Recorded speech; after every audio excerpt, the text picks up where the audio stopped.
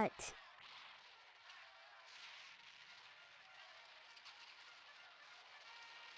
A lousy rat. And you better be quiet or you'll wake Daddy up.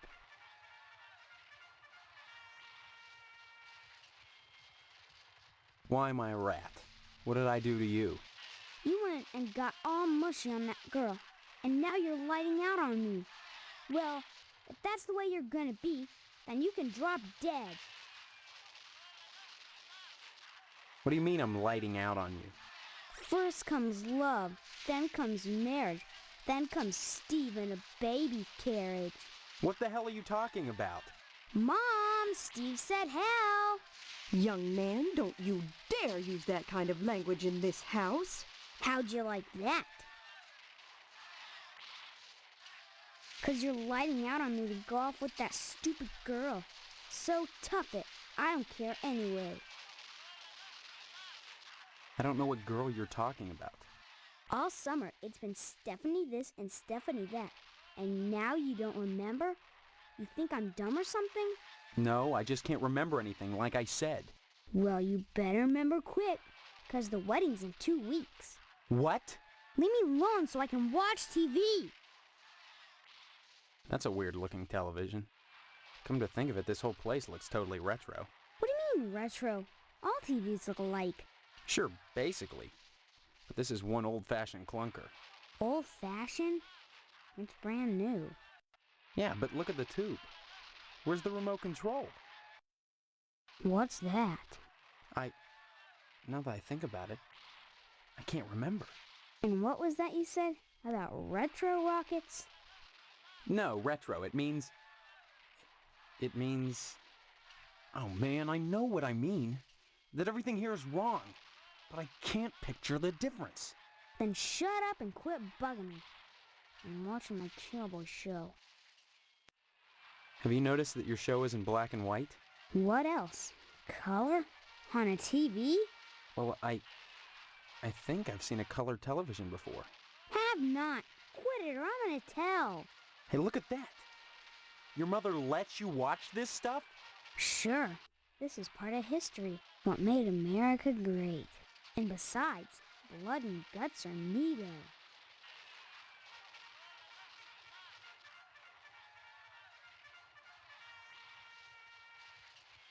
I'm glad you're catching on, Steve.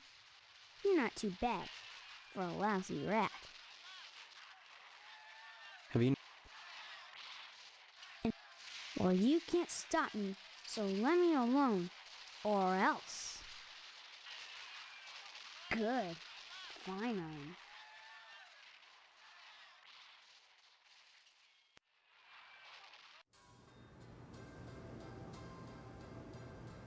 Well, hello there. How about some cookies? There's plenty of rejects in the trash. Who are you? That's a fine way to talk to your mother. You're my mother? That's right. Though sometimes I get treated like the hired help around here. I don't remember you. Of course you don't. Until you need your socks washed. No, you don't understand. I can't remember where I am or even who I am. Land's sake, stop your joshing, won't you? Honestly, Steve, I thought you'd grow up a little after graduation. I only hope that new job will plant your feet on the ground. So that's my name. Steve. Your name will be M.U.D. Mud if you don't stop teasing me, young man. Listen, this may sound strange, but I've lost my memory. Do you believe me? Well, you always were a kidder, Steve. I'm serious. Sure, and next you'll be telling me you don't remember Hank and your little sister.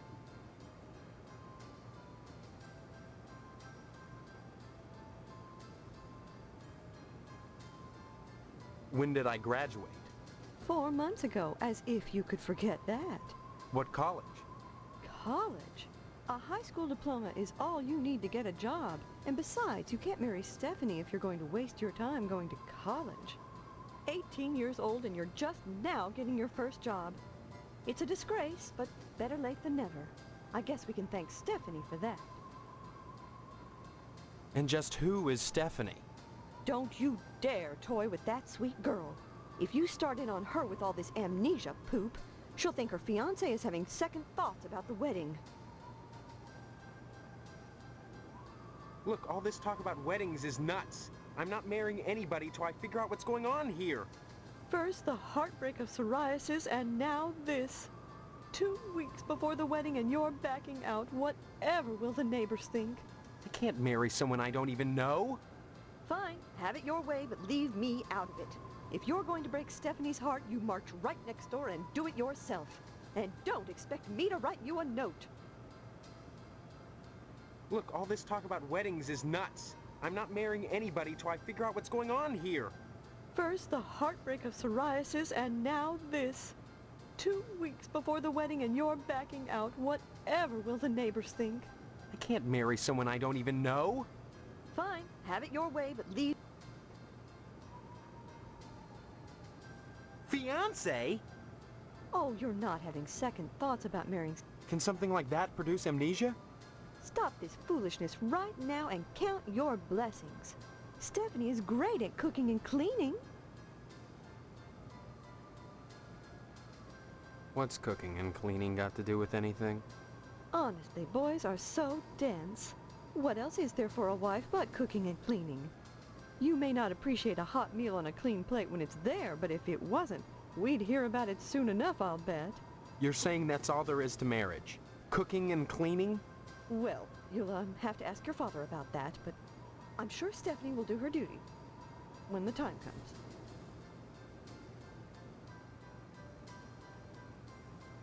Bless your innocence, but there are certain disgusting truths that go along with marriage. Facts that can't be disguised by sheets which wrap around the contours of flexing go-go's and bouncing legs. You can't know what I'm talking about, and that's best. When the time comes to make a baby with Stephanie, you'll have to make your peace with the fact that when a farmer plants his seed, he can't help but get some nasty dirt on his hoe. My father. He's in the other room. He decided to sleep in today. Now please let me get back to my cookies. The bake sale is on Friday, and yet you're baking the cookies now. Never put off till tomorrow what you can do today. But they'll be stale by then. That's why I'm throwing them away. And then cooking more? To replace the ones I throw out. Why? Well, I have to. No one's going to pay to eat stale cookies out of the garbage can. But you expect me to. Of course not, Steve. I wouldn't charge you. I'm your mother. Help yourself. What charity is this bake sale supposed to benefit? It'll help provide a fund for bums and hobos who wander into harvest and have no family ties. Kind of a specific target group, isn't it? You have to pay attention to detail when dealing with such people. I don't know what you mean. You will. The whole thing has been organized by the lodge. Tell me more about this bake sale.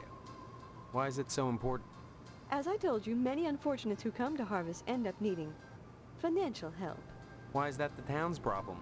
It's not a problem, so long as those folks are taken care of. It's the will of the lodge. What lodge? The Hall of the Order of the Harvest Moon, Steve. It's just the finest place in Harvest, and the most exclusive. What's so great about it? Hard to say, since hardly anyone gets inside. But it wouldn't be so exclusive if it wasn't just wonderful. Just like the new Reynolds dishwasher with their patented auto-dry process, TM. I've never used one, but I know I want it. Instead of sulking around the house all day, why not walk over to the lodge and apply for membership? That's wonderful, Steve. If you got into the lodge, you'd be the talk of Harvest. Harvest is a town unlike any you've ever known. In what way? I don't have time to go into it now. Why not take a walk around town and pester someone else? I'm busy. Don't forget to put the papers out for Jimmy. You know how he gets. I told you. Stop speaking. That's right, a job. Your father has everything set up at the meat plant. After your honeymoon with Stephanie, you'll start out as a butcher in the slaughterhouse just like anybody else. Don't expect any favors just because you're the boss's son. Work at a slaughterhouse? My memory may be shaky, but I do know I don't want to spend my life as a butcher. You'll get used to it, Steve. Sooner or later, you'll have to. That sounds like a threat. Just a fact. Harvest is a small town, and if you want to be with Stephanie, you'll have to get your hands dirty. Jobs are scarce, so it's either work for your father or join the lodge if you can.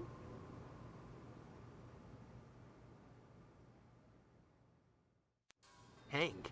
That kid over by the television? Your little brother is homesick from school today, and I won't have you scaring him with this amnesia poop.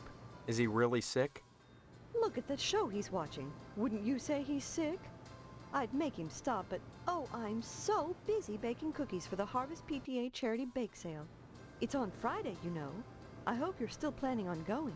I don't know. I need to think. Honestly, skipping out of a charity affair. What's gotten into you? I don't know, damn it! That's what I'm telling you! Don't you dare use that language around me. You're lucky your father didn't hear you. Or Stephanie, for that matter. How do you think she'd feel knowing her fiancé was a guttermouth?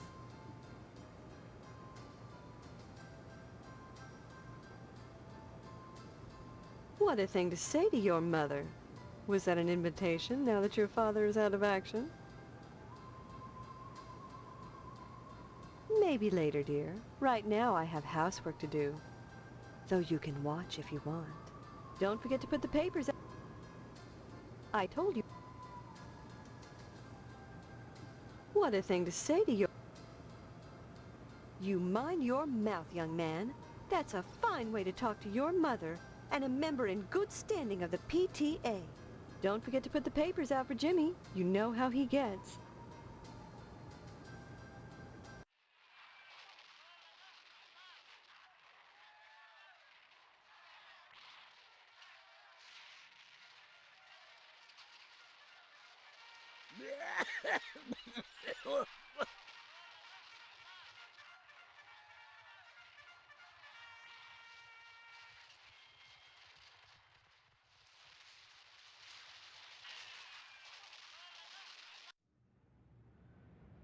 Hey, Steve, I'm Jimmy James. Remember me?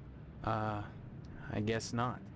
Hey, how come you haven't been putting the paper out for me in the morning? Yeah? Well, try to remember, will ya? How'd you expect a working Joe to make an honest living? You don't put the paper out, I'm out of a job. So what? You don't get paid for picking up papers anyway. The Sentinel building burnt down. What the heck else am I supposed to do? Listen, start putting that paper out and everything will be Jake, okay? That's all I want. That and a pair of sneakers. Walking this route every day has worn holes in mine. Say, you got any spare sneakers? Oh, gee whiz. Look, if you find any, I'd be willing to trade you for them. Something really neato. Think about it. See you later, alligator.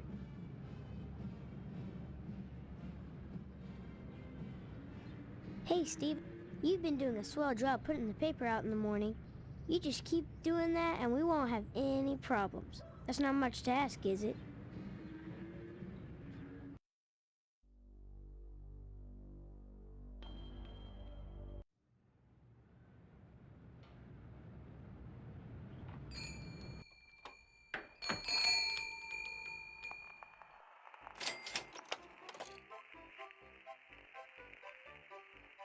A girly magazine?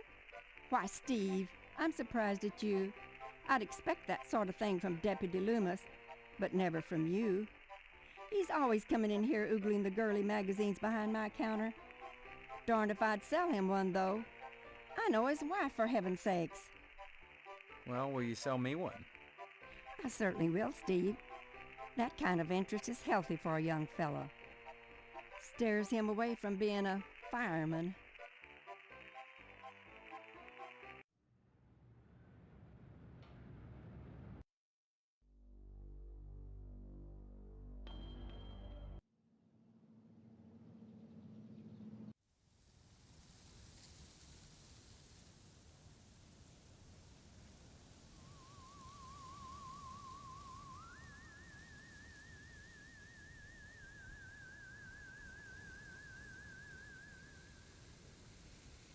There he is, my future son-in-law. And how's he doing today? What brings him to the Potsdam household, huh? Huh?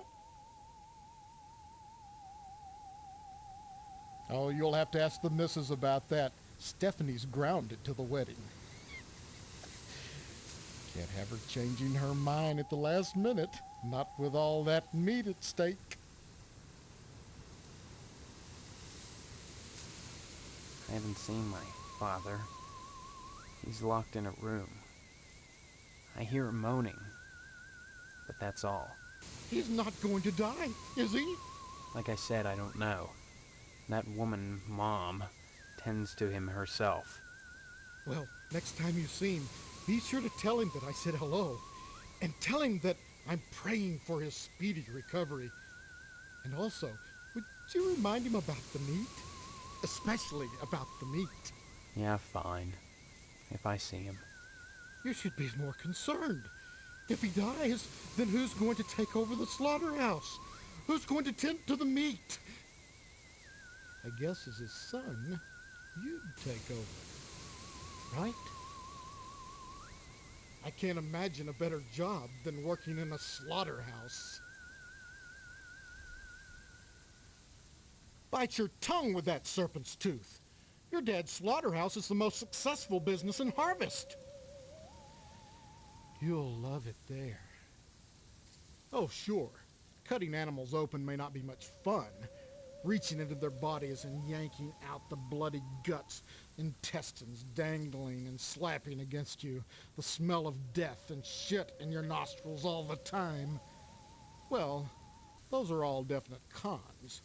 But once you're done, guts have been washed into the gutters. What are you left with? Meat. Rows and rows of scrumptious red meat. Meat is the foundation of any decent society. Everyone needs at least 3 servings of red meat a day. And anyone who says otherwise is a commie. And once you're married to Stephanie, I'll be part of the family too. And your father will give me all the meat I want. Kind of makes up for not getting into the lodge. Why are you so anxious to get into the lodge? There's wonders inside. I've heard there's more meat in there than they know what to do with. Now that you're of age, Steve, you might go down to the post office and fill out a lodge application. They're always looking for new blood. Tell me about this wedding. Well, it looks like we're going to have to hold the wedding down at the funeral parlor, since I'm not a member of the lodge. Mr. Moynihan has given his okay, and your father is going to cater the affair with plenty of meat. Moynihan is the undertaker. He also runs the Wayward Hotel. Since he's providing the space for the wedding, you might stop by and say hello to him, just to be sociable.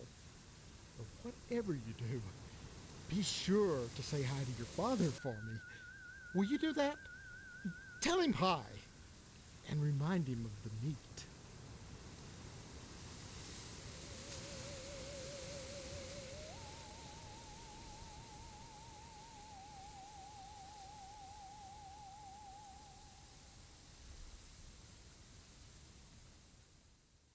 Well, don't look at me. Mrs. Potsdam wants Stephanie to study hard for her finals. If it was up to me, you could go straight upstairs, but you know, the little woman, you'll have to ask her permission to see Stephanie. Sorry, Steve.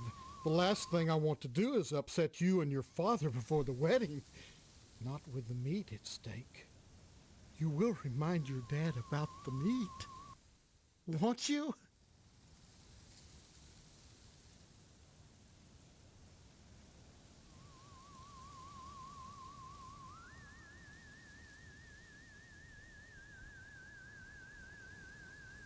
Hello, Steve. Have you flossed today?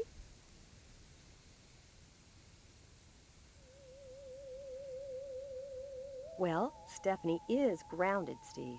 Why? I'm sure I don't know. Mr. Poston has sent her to a room, and in her room she'll stay until Mr. Poston says otherwise. Probably until the wedding. Mr. Poston feels there's too much at stake to allow Stephanie to run around loose. She doesn't want to get married either, huh? Are you saying you don't want to marry my daughter? I don't know your daughter, Mrs. Potsdam. Why is she grounded? Afraid she'll run away before the wedding? No! She's as delighted as we are about the wedding, every bit as delighted as we are. But she might get hit by a car, or a falling piano, or who knows what. Mr. Poston wants us all to be one happy family, and he doesn't want to risk anything happening at the last minute. Not a chance, Steve. Mr. Poston wouldn't like it. If you'd like to see her, it's fine with me. Go upstairs and turn right. Now excuse me, I'm trying to get ready for the bake sale. You mustn't be too hard on Mr. Poston, Steve. He's a disappointed man. No matter how many lodge admission forms he fills out, they keep turning him down. He has a new application in, though, so keep your fingers crossed. If he joins the lodge, you and Stephanie can have your wedding in the Chapel of Love, rather than over at Moynihan's place.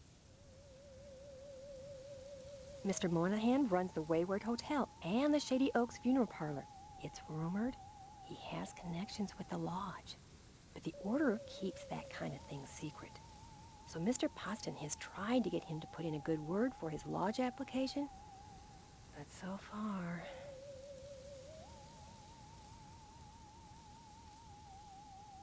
This charity bake sale, what is it supposed to benefit?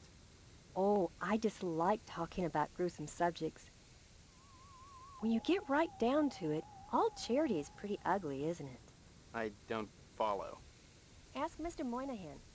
He's organized this event. In conjunction with the lodge, naturally.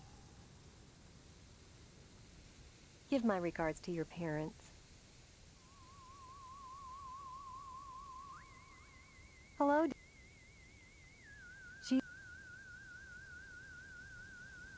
What can you tell me about the lodge? Just that they're exclusive and secretive. If you're curious, you ought to pick up a lodge application at the post office and take it over to the sergeant-at-arms. Isn't that a thought? Forget Mr. Potsdam.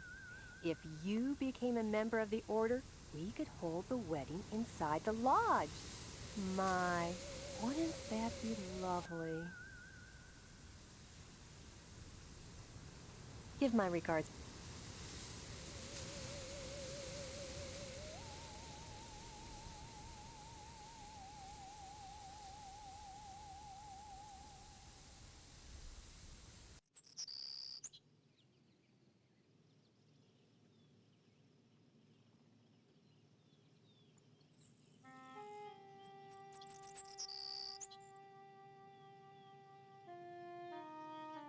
Who are you?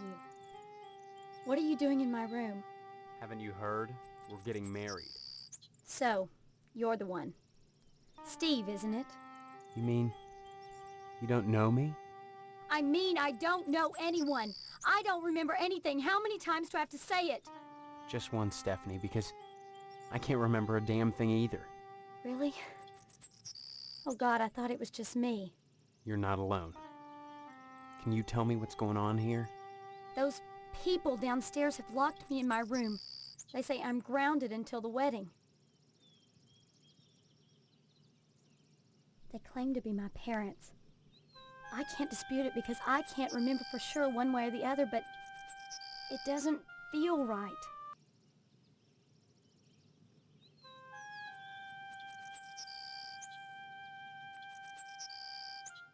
Do you have any idea where you do belong? No, but I'm fairly sure I don't belong in Harvest. Yeah.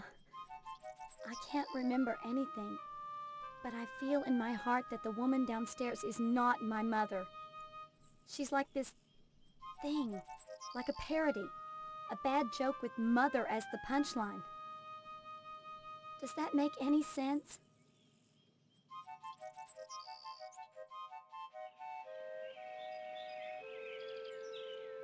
I'm glad I'm not the only one who sees it that way. I thought I was going crazy. Join the club. But we can't both be crazy, Stephanie. Either way, something really weird is going on here. I've got to escape, And so do you. Because in a way, whether you know it or not, I think we're both grounded.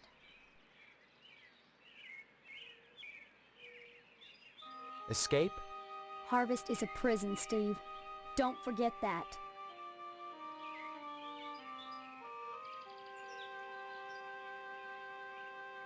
Of course I'm right. Everything in Harvest seems to revolve around this damned lodge, this Order of the Harvest Moon. They're responsible for this insane bake sale that's coming, and for the Harvest Blood Drive, too.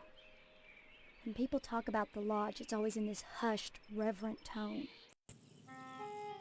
Mom keeps telling me that women can't join, but she keeps pressuring me to get you to join.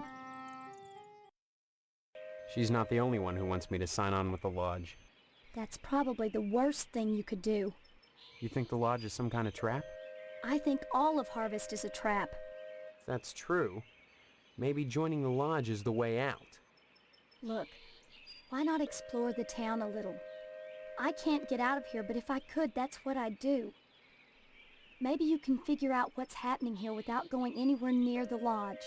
You're really afraid of the lodge, aren't you? I look at that building, all lit up at night, and I get scared. I mean, look at the damn thing. Seem like a harmless bunch of Masons to you?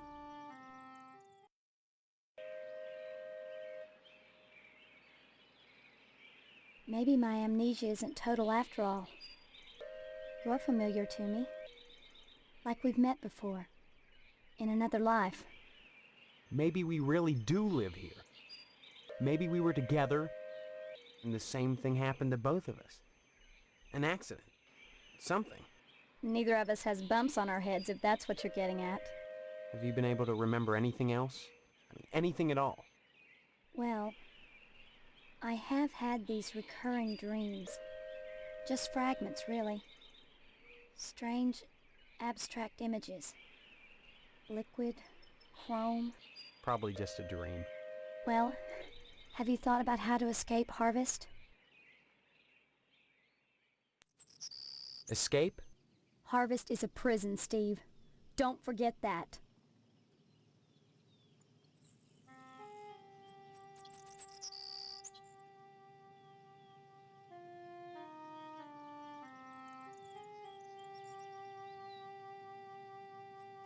The wedding is only 3 weeks away. Not much time to get to know each other, is it? Thanks. But I wouldn't marry anyone with things, you know, as they are. Yeah, well, they can't force us to go through with it. If it comes down to it, we just won't take the vows. I don't think anything in Harvest is that simple. Too many people are determined that we get hitched. Why? Potsdam wants the meat your father promised him. Your parents want to force you to settle down. Mrs. Potsdam wants to have the wedding in the lodge. Me? I just want to escape.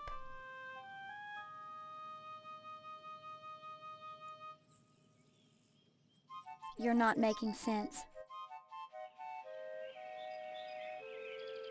You're not...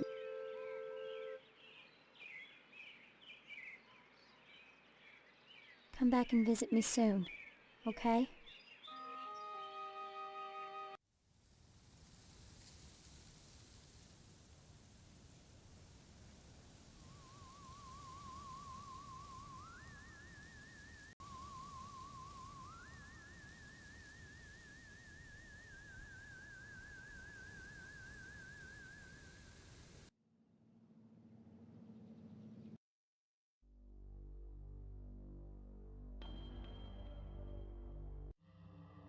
Only initiates may enter the Hall of the Order of the Harvest Moon. Did you say something?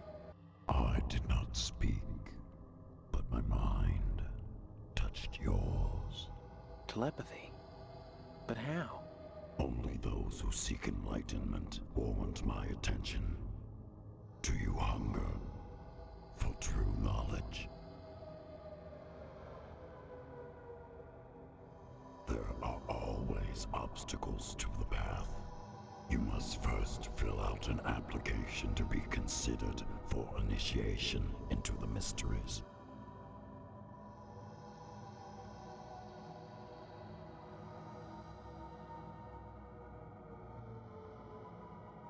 Applications are available at the post office. Postmaster Boyle disseminates them to the uninitiated. I do not sully my hands. Then I just fill it out and return it to you, or what? You may find it difficult to obtain an application. You will no doubt need to find some way to persuade Postmaster Boyle to give you one in the middle of the month, as it is against his rules. When you do, however, bring it to me, and if you are worthy, you will be put to the test. Have you obtained an application from the postmaster? Not yet. If you would find knowledge, you must seek it from the first realization of the wanting.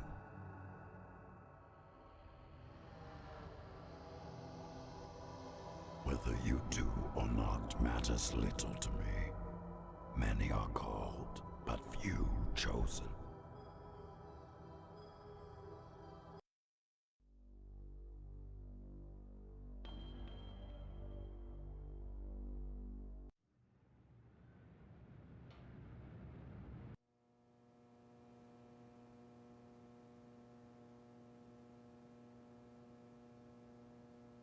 Yes? I need some help, Mr. Postmaster Boyle, what can I do for you today? That's just dandy. Everyone should learn about their postal service. Mail, young man, is the glue that holds civilization together. What a perceptive lad you are. Then you understand why I can't give you an application. You understand standards. You understand the chaos that awaits us beneath the veneer of civilization. Unlike those fools that ran the newspaper building, they actually thought their paper more important than the mail, the glue. More timely. Turned everyone from writers to readers, and the glue suffered. I tell you, the newspaper building burning down was the best thing that ever happened to Harvest. It put them back in touch with the glue itself. They were writing again, till the TV station opened up. Now, maybe something needs to happen to the TV station, too. I don't remember the fire. Tell me about it. Don't remember? I've been away. Please. Well, around 10 o'clock one night, the whole newspaper building went up. Just like that. An accident. Well, I suppose it was at that. The sheriff never made any arrests, and he would have if there'd been any evidence, now wouldn't he? I don't remember. Well, I certainly don't wish to discourage you from joining, young man. That's just what you should be striving for. But I can't break the rules for you.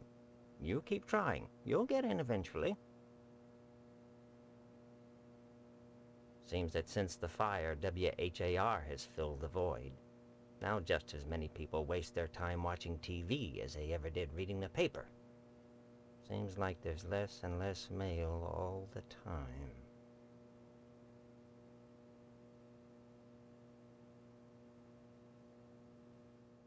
Next time you post, don't forget the zip code.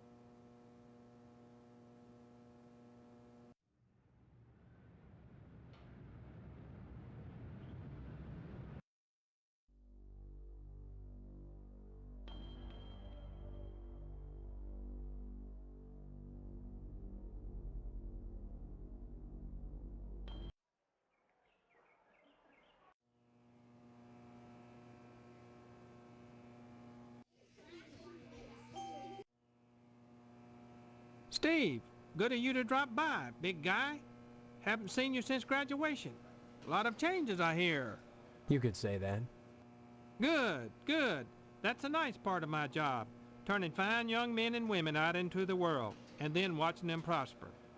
Of course, I was able to reach more people at the old Sentinel, God bless her.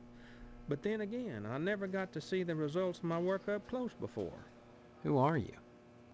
You know very well I'm Mr. Harold, the principal of Gain Memorial. Steve, I've heard about this amnesia nonsense. I had hoped you'd be in the lodge by now, fine young fellow like yourself. But now, I think maybe you need a little more quality time. Boy, I sure miss the old newspaper. The sheriff never did investigate that fire properly. Call it a newspaper man's instinct, though I can't imagine why Sheriff Dwayne would cover up anything. I mean, the only ones who stood to profit from the newspaper going out of business was the owner of the TV station, and Mr. McKnight had an airtight alibi. Still, if not for the fire, I never would have wound up as principal of Gain Memorial. Gain Memorial? Sounds like a cemetery or a hospital, not a school. This institution was named for a great man, whose first name escapes me. He epitomized the great potential within us all, big guy. I hear there's an honorary plaque commemorating him within the lodge. Big guy, barring some quality time, the greatest gift I can bestow upon you as your former principal is a word of advice. Join the Order of the Harvest Moon at any cost. Within the lodge lies your future, and without, dust. Surely mine is the most important position in Harvest. The ability to mold young minds. That's power. You might think Sheriff Dwayne's the most important man here, big guy. But he only deals with my failures. When I do my job right, the sheriff never sees a thing. Why do you keep calling me big guy? A sign of respect, lad. As principal, my station is higher than yours now, but you never know what the future holds, so you should always hedge your bets and pay tribute to your inferiors. You never know who will come to power, or who, even now, wields it behind the scenes. For all I know, you might already be a member of the Order, with access to the lodge.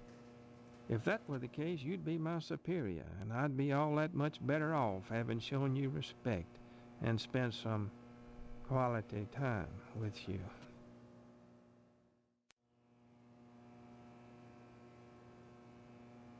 What do you mean, quality time?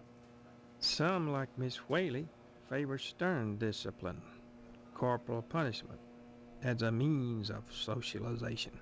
Myself, I temper discipline with love. Quality time can be such a warm, sharing experience. After just a few sessions, you'd stop this amnesia nonsense and become a productive member of society and a fit candidate for the lodge. You turned out pretty good, except for that amnesia nonsense. It's not nonsense. Well, you always were a kidder, Steve. Maybe you need a little straightening out. Oh, the things I could do to you. You'd be a much finer young man with just a little quality time. Drop in again soon. Adult education is a wonderful thing, as is adult quality time.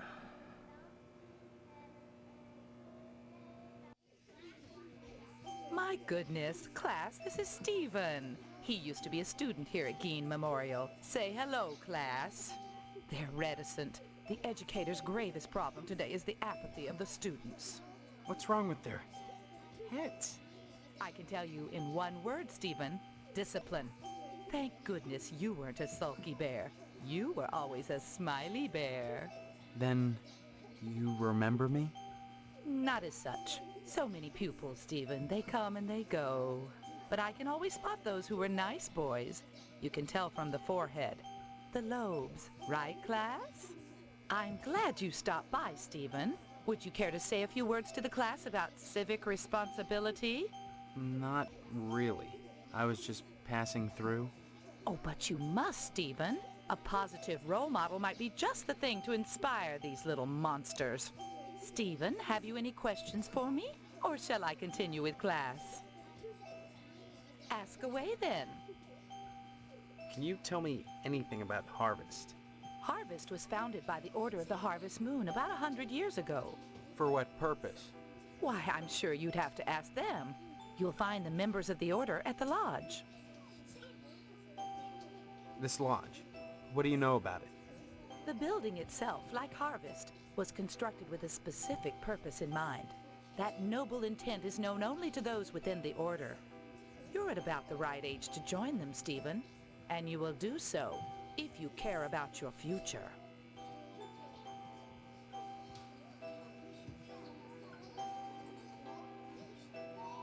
We don't practice corporal punishment here. I've never believed in that old adage, spare the rod and spoil the child. A rod is too thin, but a baseball bat? That bridges the generation gap quite nicely. Oh dear, Colonel Monroe is conducting another air raid drill. Everyone into the hallway, quick!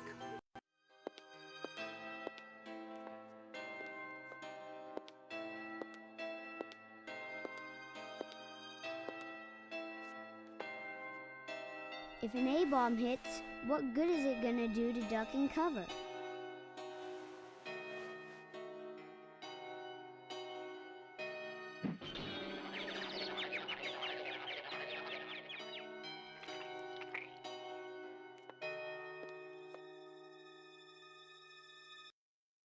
My stars, that was exciting. Stop by any time, Stephen.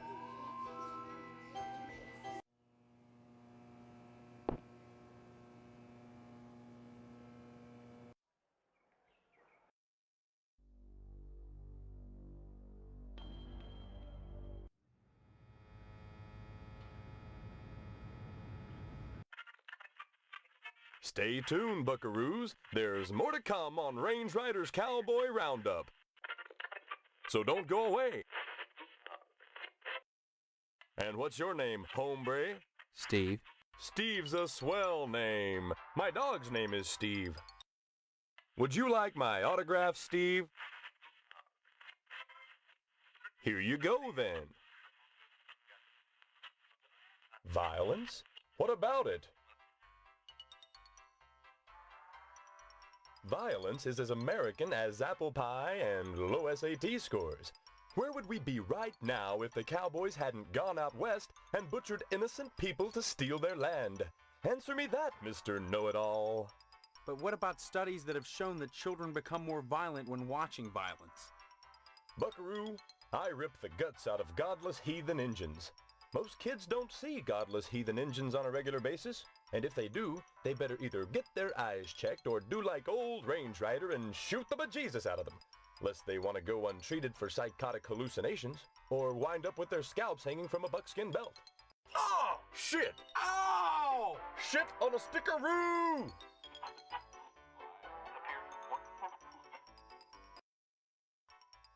The parents that are griping about violence on TV are the same parents that go outside in the morning to fetch their papers, secure in the knowledge that they won't get an arrow through the noodle because the violence they hate so much done cleared the Injuns out of the neighborhood. Yeah, civilization has benefited from violence. But should violence be treated as entertainment? Check my rating, son. Violence is entertainment. I just put it on the air. If some kid watches, that says something about the kid, not me. Now, excuse me, we're going back on the air.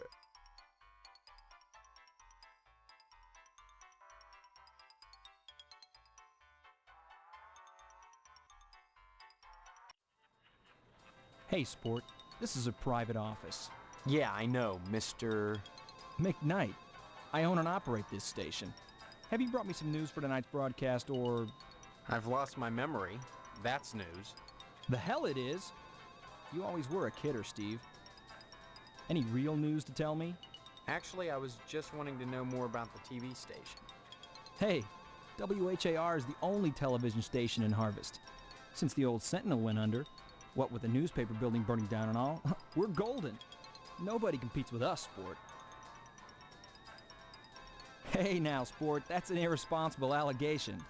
I had nothing to do with that fire.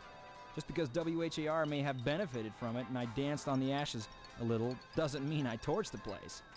You can ask Sheriff Dwayne if you have any doubts. You seem awfully touchy on the subject, Sport. I'm touchy when people try to muscle their way into my business. I'd appreciate it if you'd leave my office and don't come back.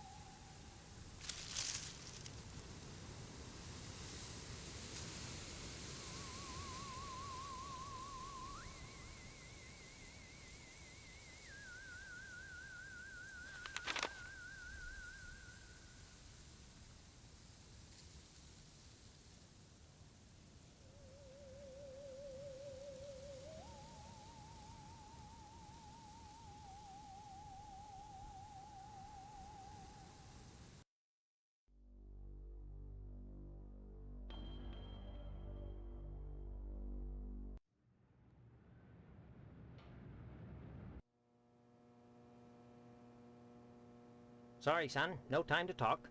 Neither rain nor sleet nor snow nor hell shall keep the mail from its appointed rounds.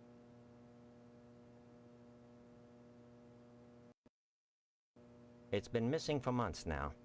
I keep meaning to get another, but, well, the button's very distinctive. I'd have to file an S-411 with Washington to get another, and I just don't need the extra paperwork. Sure wish I could find it.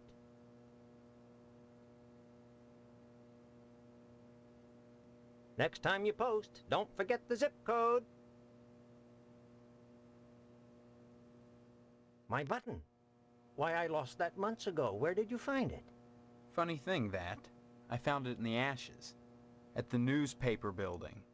What are you implying? That I had something to do with setting the fire? Preposterous. Why, 100 people must have visited that site since the fire.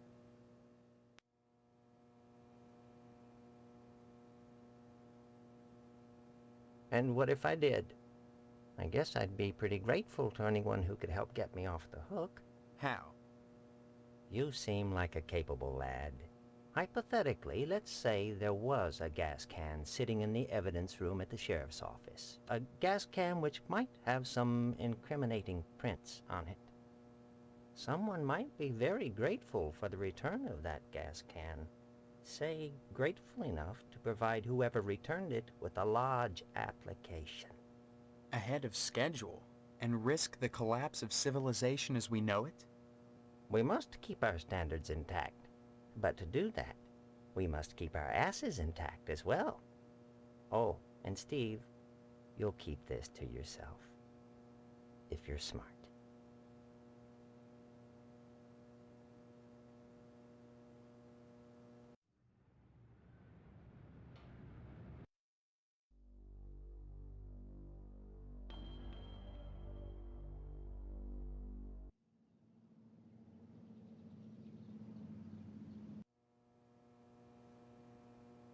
Hey, can I help you, kiddo?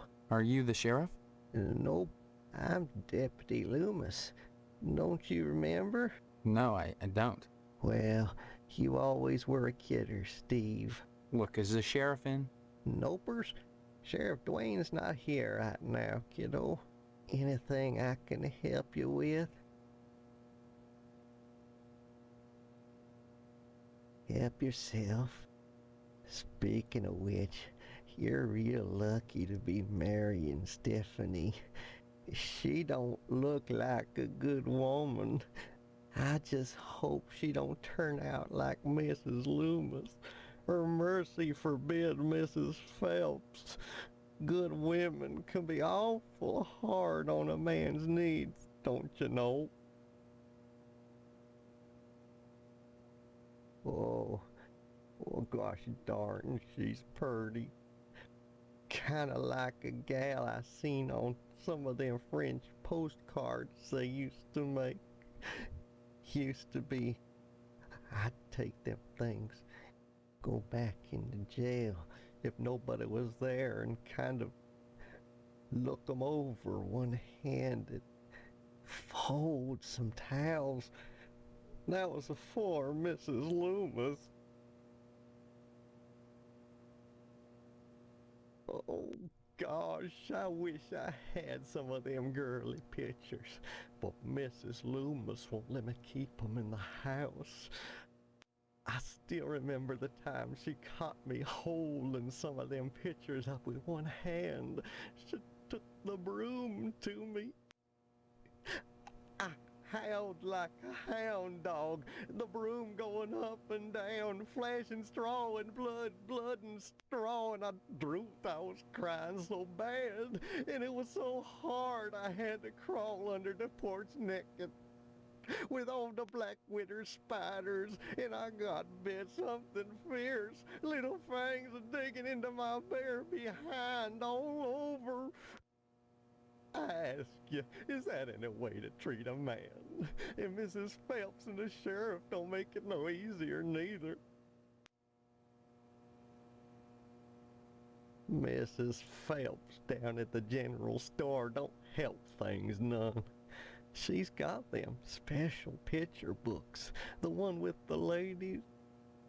But she won't sell me none on account of she knows my wife, Mrs. Loomis.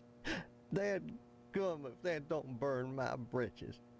If I even ask about 'em, she tells Mrs. Loomis and I get the broom. Enough to break a man's heart. Her burning my French postcards and me unable to replace them. A man's got needs, don't you know?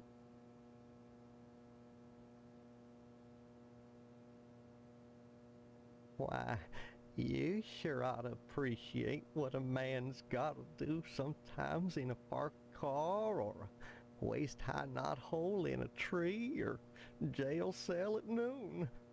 Matter of fact, Mrs. Phelps got no reason not to sell you some of them French postcard girly picture books.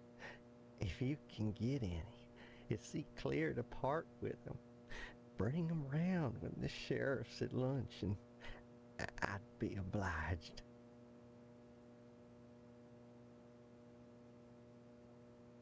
Course, I don't necessarily mean French postcards. That's just what we called them in my day.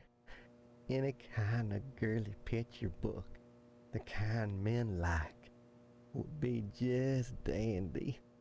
I'd be right grateful, kiddo, if you were to bring me one.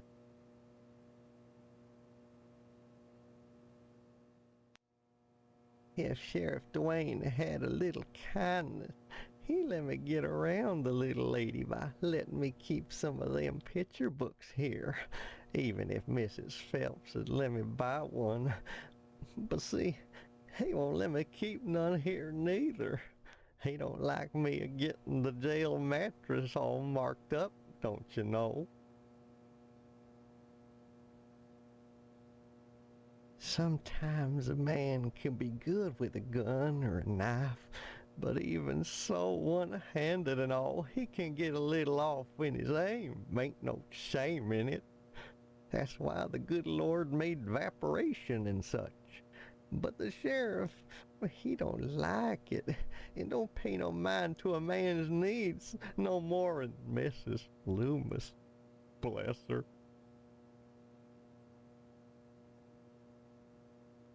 Anytime, kiddo.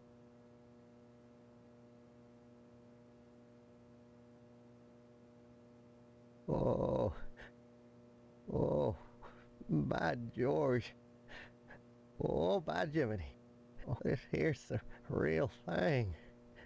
Oh, can I have it? Oh, thank you, Steve. Excuse me, kiddo. I gotta go check the jail for clean towels.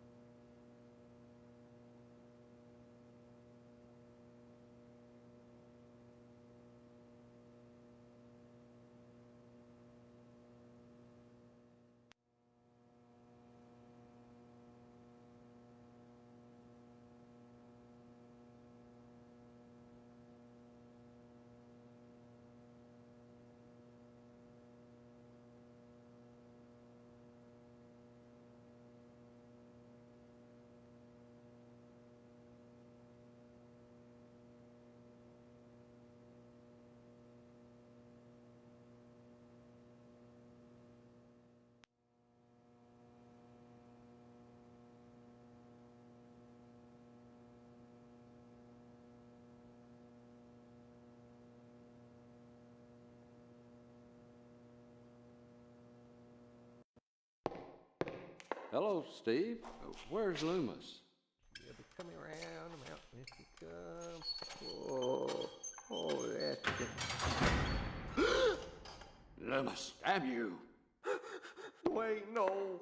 You pervert! No! Straining up the mattress again! Folding up the towels! Charming snake!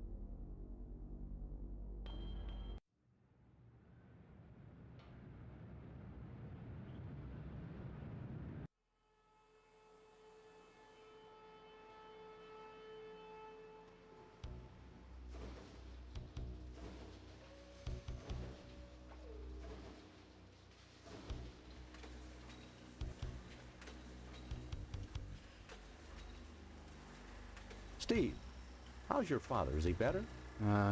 About the same, I guess. He's been away from work for weeks, and when I call your house, your mother won't let me talk to him. I haven't seen him either. This is a fine kettle of fish, I must say, though I am glad to see you taking an interest in the business in your dad's absence. Who are you? Aw, Steve, I didn't want to believe that amnesia hokum. Now you're saying you don't remember your pal Pat O'Reilly? You may come to realize that this business is not for everybody. Just ask your poor, ill dad. It takes dedication and a strong stomach.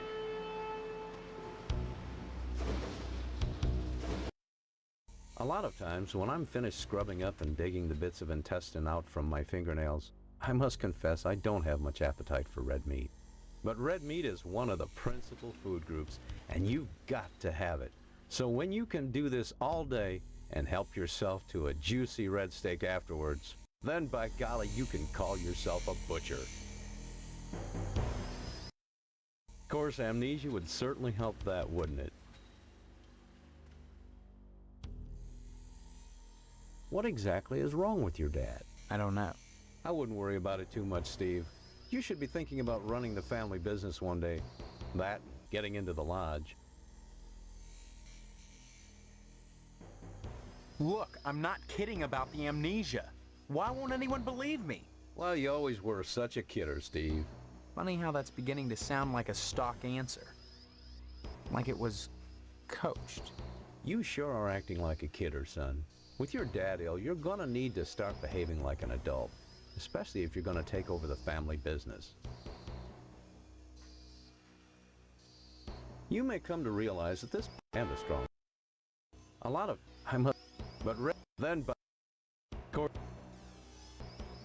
Come to think of it, I don't see any cattle around here. Where do you keep the animals? Does it matter? The end product is all the customer cares about, Steve. And we only carry the finest meat, only the juiciest cuts. Once you take over the business, you'll realize the importance of maintaining quality while cutting costs. We know what we're doing here, Steve. If we didn't, would the lodge use us to cater their affairs? Your father's very particular about the profit, Steve.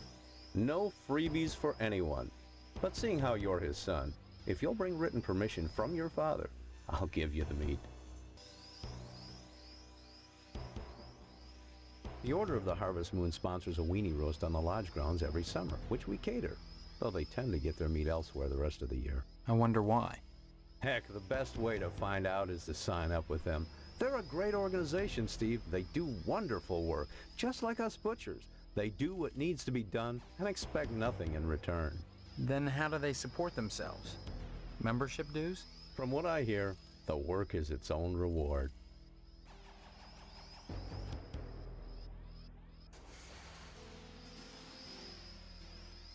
There are certain tricks of the trade, Steve. Once your dad gets better and you start working in here cutting up the meat, you'll be privy to them. There's always cheaper, better ways to do things, if you're creative.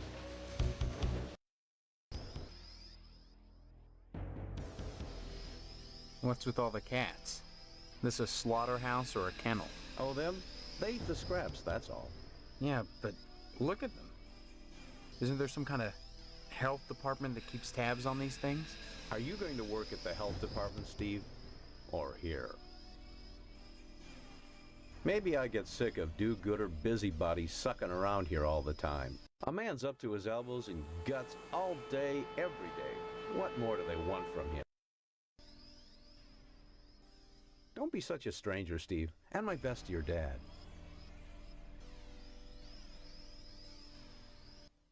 Damn it.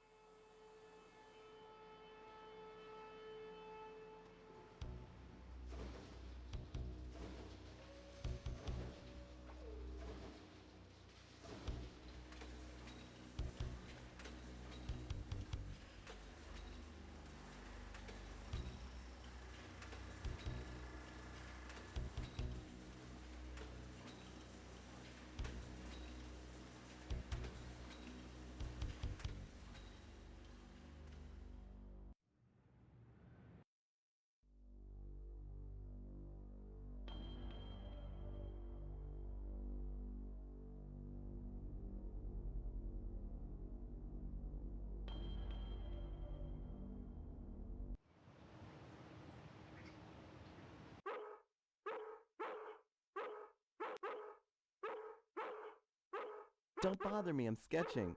Oh, look what you made me do! Stop it, you're messing me up! Stop it, you're messing me up! I don't converse on the job, Steve. I don't converse on the job. Hello, Steve. Welcome to the House of Flame, as we like to call it. Oh, cut it out, Spots, honestly. Once he gets barking, a good piece of meat is the only way to shut him up. There you go, Spot.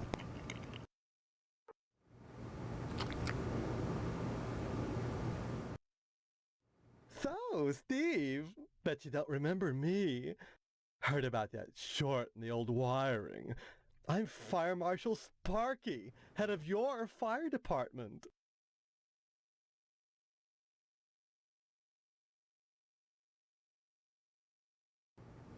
Don't be silly. Everyone thinks that amnesia kick is a scream.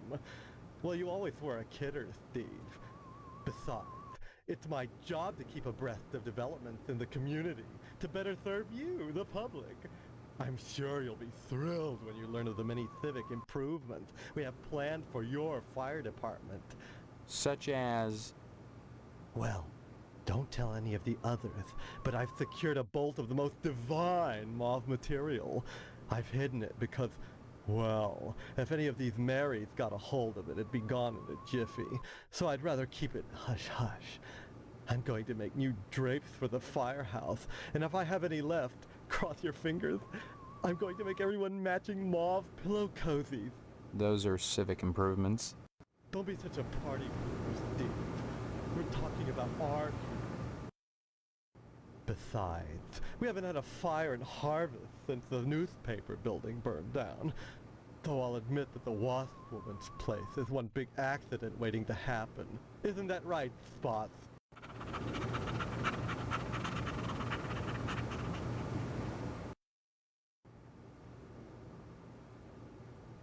Art enriches the community, Steve.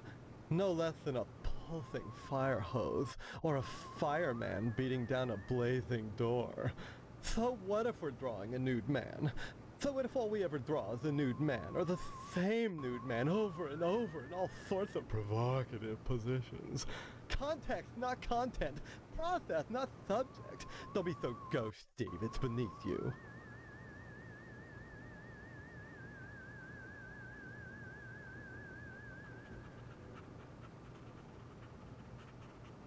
A dreadful affair. You wouldn't think that a brick and steel building with a sprinkler system could go up that quickly.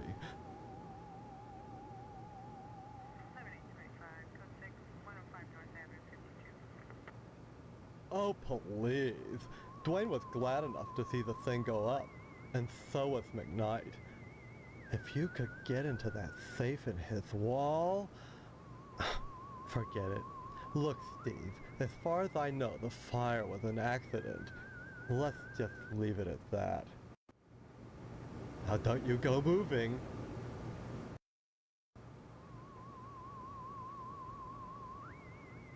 Some people think all we do is sit around, fetching examples of manhood for our own amusement. Nothing could be further from the truth. Why, just the other day we cited Tetsu a crumb for fire code violations. All the dried out paper wasp nests clustered around our wooden house. Why, it's a chemlog just waiting for the right faggot. Believe me, none of us wants to see another fiasco like the Sentinel fire. Bye-bye.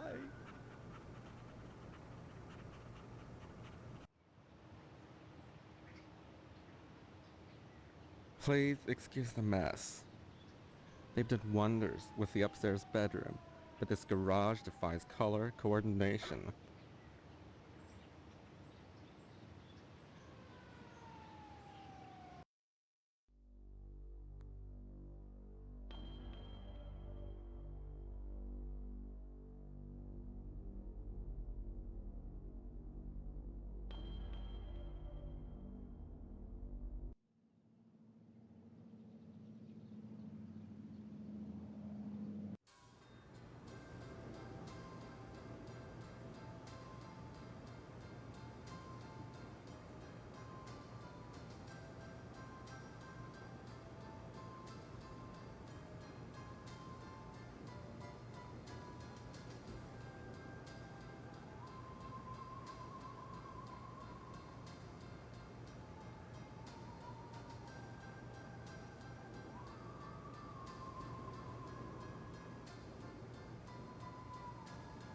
Stephen.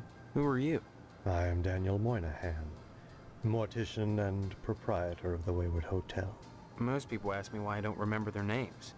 Well, you always were a kidder, Steve. Besides, as one who deals with the dead, I try not to involve myself in the affairs of the living. Your loss of memory is of no concern to me, true or false.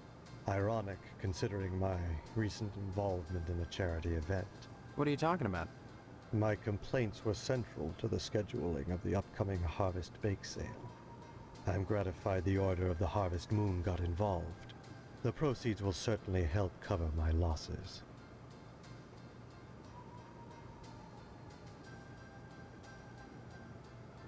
This bake sale is a joint effort of the Harvest PTA and the Order of the Harvest Moon. The proceeds will be used to set up a fund for transients.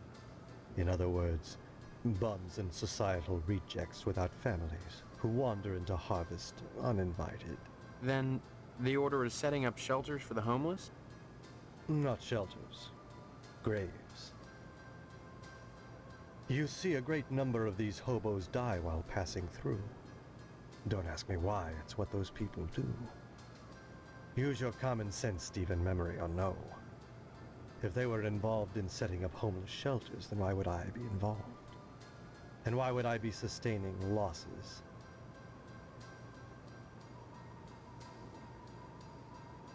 As always, the Order of the Harvest Moon has taken the lead in addressing our societal ills. Through their sponsorship of the blood drive and the bake sale, the Lodge ensures that all our needs are met. Needs? Such as? Pardon me, there are corpses to prepare. And my losses have been substantial of late. If you're sincerely interested in the Order, however, you should stop by the Lodge and speak with the Sergeant-at-Arms. Why should I be interested, Mr. Moynihan? Of all the spots in Harvest, the Lodge is the most prominent, literally and figuratively. It is the ambition of everyone here to join. And join you must to attain wisdom. What kind of wisdom?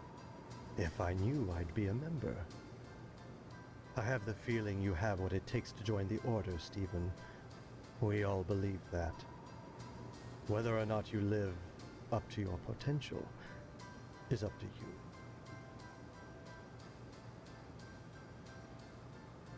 This bake sale is a joint effort of the Harvest PTA and the Order of the Harvest Moon. The proceeds will be used... Then the Order is setting up shelters for... Not shelters. Graves. It seems that, like some elephant's graveyard, people of low station come to harvest to die. They simply drop dead, penniless, and they all need burials. God knows, by putting these people up at the Wayward Hotel, I do more than my fair share. So why must I pay for the coffins and burial materials as well? My losses to the dead are substantial. Hopefully the bake sale will offset some of them. As owner of the only hotel in town, I do my best to accommodate any hobo who straggles into town, vacancies permitting.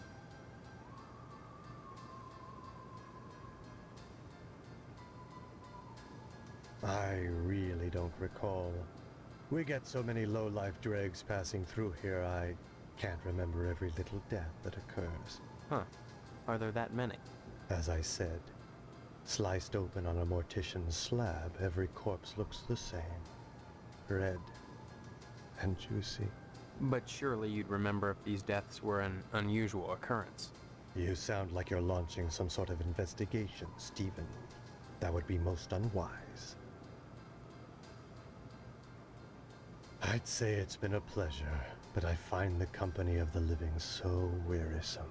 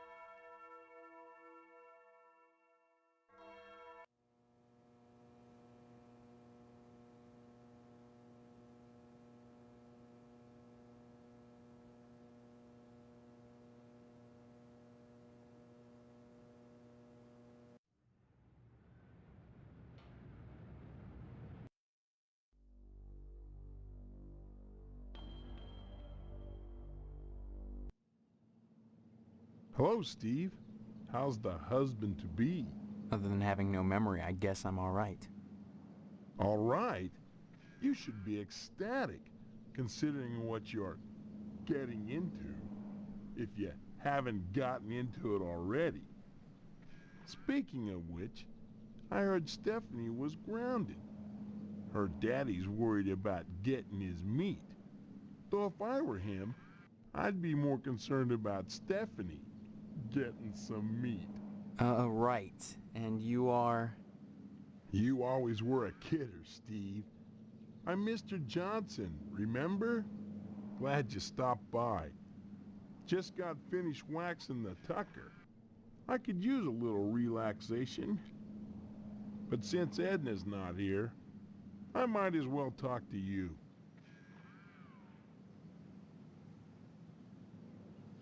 Edna Fitzpatrick is one of the snootiest women in town.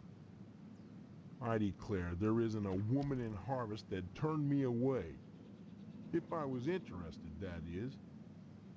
Just because she owns DNAs, she's got all these highfalutin ideas about independence. And her with a little girl to raise. That child needs a father. And Edna, well, she needs a good hard penis.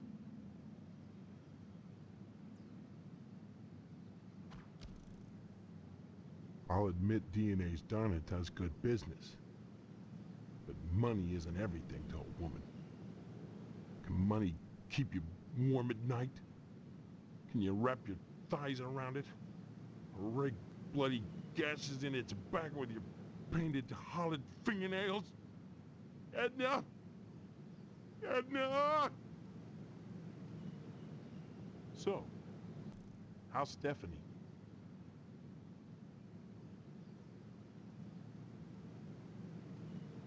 Edna Fitzpatrick is one of the... Karen's only 5 years old. Since Mr. Fitzpatrick passed away, in Edna's arms and legs, I might add, Edna's been raising Karen on her own. What a shame. To deprive a little girl of a positive male role model, and her mama of a fine, stiff penis. What makes you so sure she needs a penis? You saying Edna's getting it from someone else? Like maybe that damn Sheriff Dwayne? He's over at DNA's diner every day from noon to 1, eating his dadgum pie. And I got a feeling he'd like Edna for dessert. Sure, it's the only diner in town, but I'm sure he's got more on his mind than food.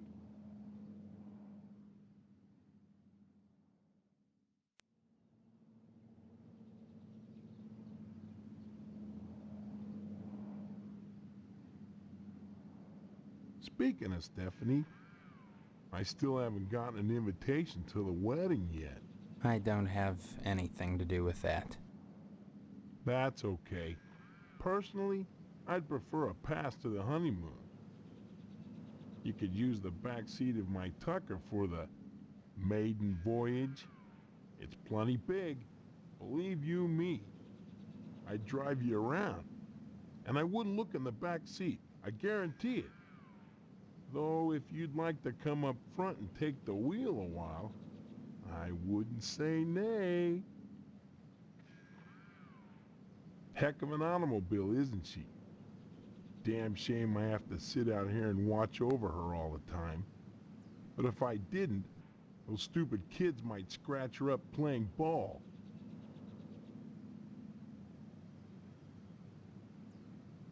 Don't see why not, but don't touch her. I'm mighty particular about my Tucker. I had the garage remodeled like a fortress, so I could lock her up at night and get some sleep. I'm sure she's safe enough inside. A few months back, someone broke into my house, trying to get into the garage. I had to gripe like hell before the sheriff agreed to start the evening patrols and instigate the curfew.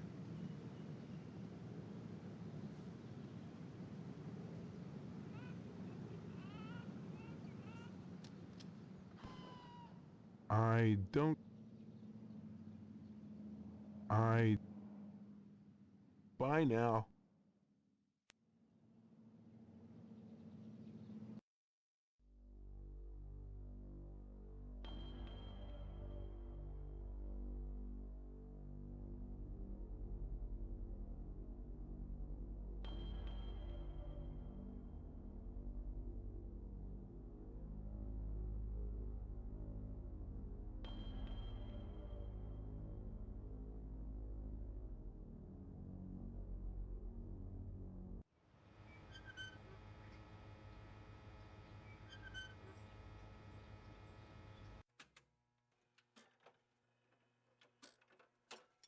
Hi, what's your name? Karen, What are you doing? playing. My mom is working, so I gotta stay out of her hair. Wanna play? Not now, maybe later. Okay. Bye-bye. Bye.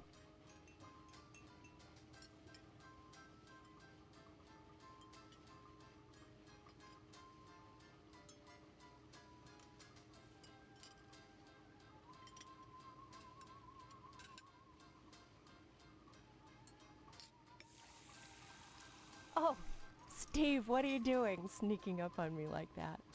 God, for a second I thought you were Mr. Johnson.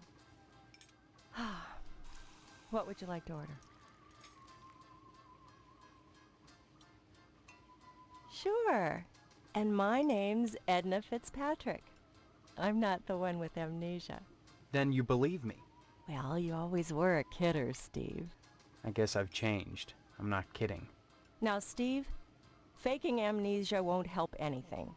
If you don't want to marry Stephanie, then don't. But don't play sick, for heaven's sake. I'd expect that from Karen, not an 18-year-old.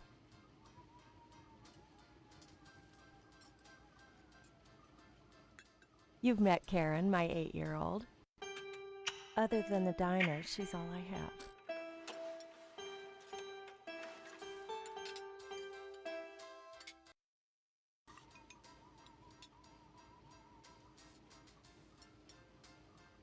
There isn't a nicer girl in Harvest than Stephanie, Steve.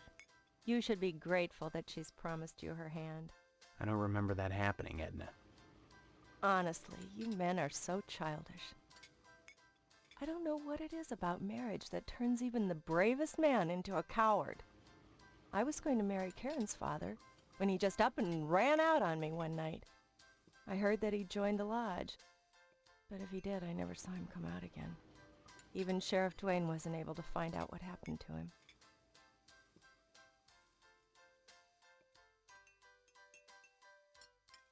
Mr. Johnson has a liking for me. I'd call it a crush, but that's too innocent a word. He's a bitter man with too much time on his hands. He's never gotten over being rejected by the lodge, and there's something unwholesome in the way he looks at me. I'm always glad when the sheriff comes in every day at noon.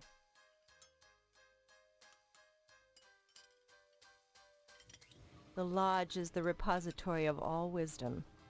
You should join the Order of the Harvest Moon, Steve, and soon. Why?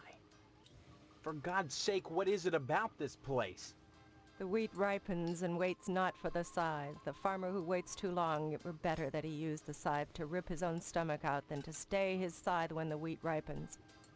The harvest moon wanes and then comes winter. An empty belly, the body sun's belly, gurgling within or bloody on the ground. What does it benefit a man if he gains his soul and loses the world? You hunger. Feed yourself before it's too late. Oh.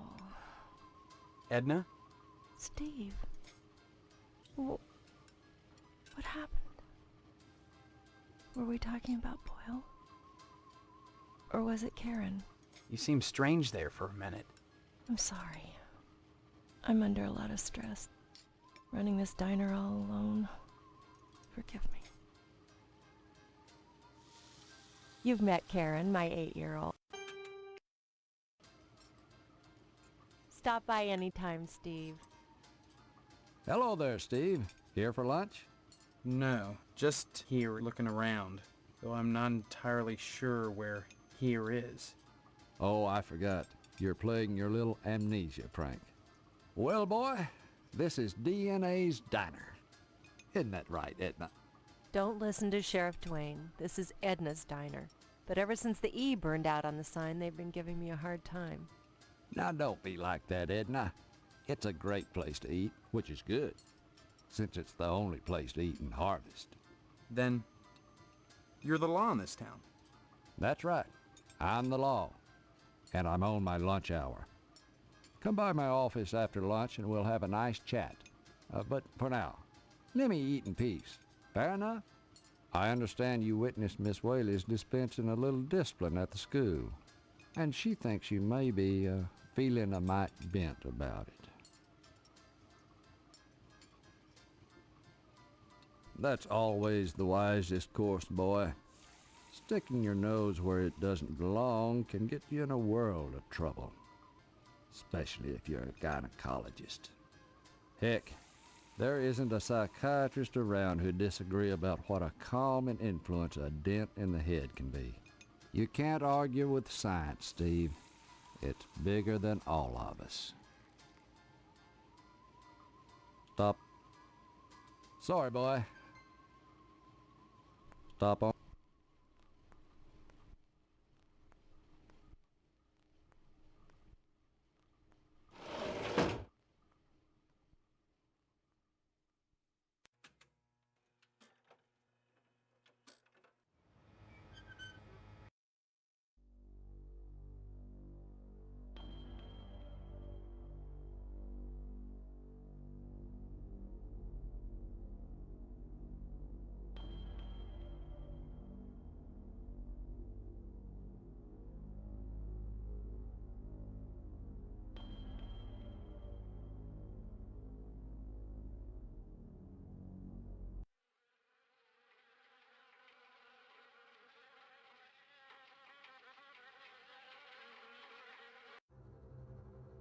It's not often that I get visitors.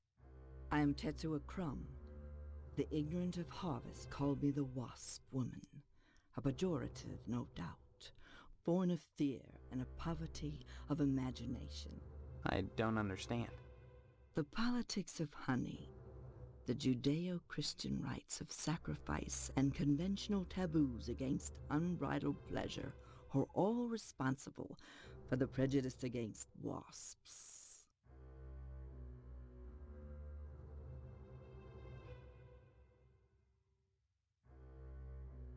The politics of honey are intertwined with the age-old struggle of the aesthetic versus the commercial. Because I choose to raise wasps instead of bees, I'm frowned upon by the community. Why? Well, raising bees is acceptable because they produce honey. But sometimes it's not what is produced, so much as what is performed. I don't see any particular use for wasps. Why must everything have a use? Is money always the determining factor? More slender, more aerodynamic than the bee, the wasp is a joy to behold.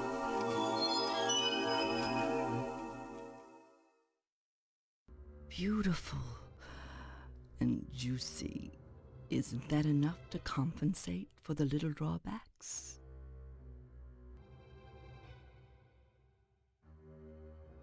Well, as you can see, the little darlings do love to sting. Another source of prejudice for the masses, and another reason to love them. Bees are like animals. They sting only for a reason, for sacrifice. They have no conception of individual sensation, of pleasure.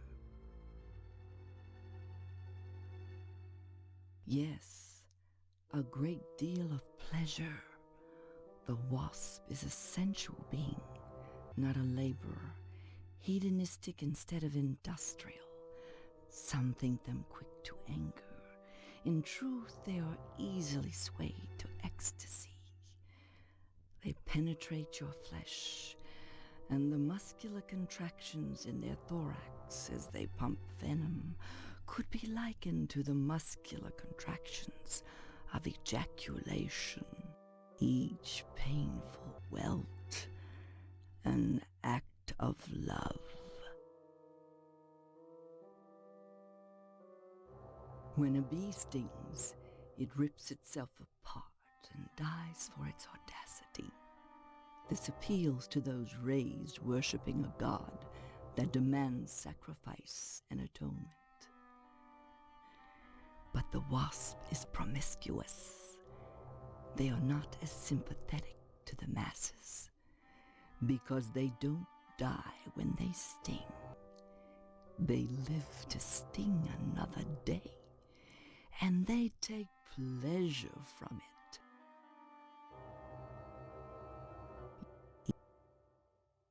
Yes. Regard the wasp.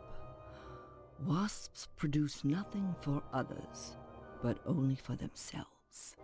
Wasps build nests and more wasps, nothing more. They spread into eaves and attics, not to make honey for supermarkets, but to buzz and rustle on their own paper, perpetuating their own agenda, growing stealthily, surely, the most relentless of insects.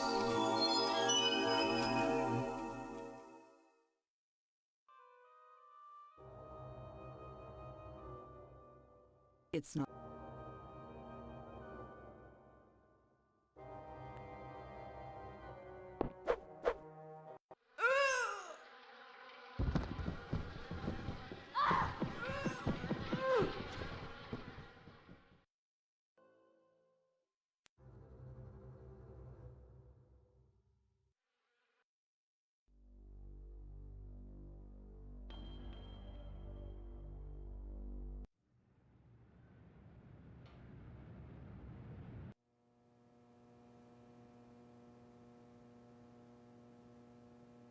Oh my God, I can't believe it.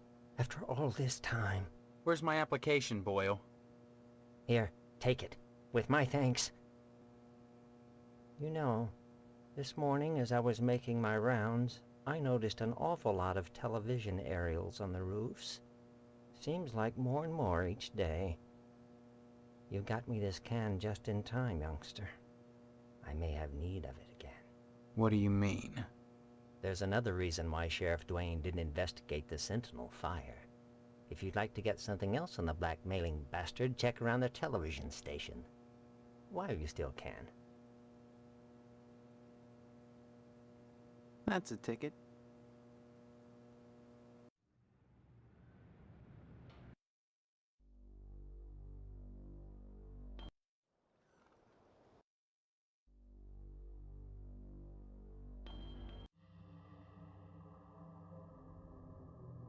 I see you've managed to acquire an application. That demonstrates resourcefulness, a desirable trait for prospective members. You need a rest. Report back here for your next assignment.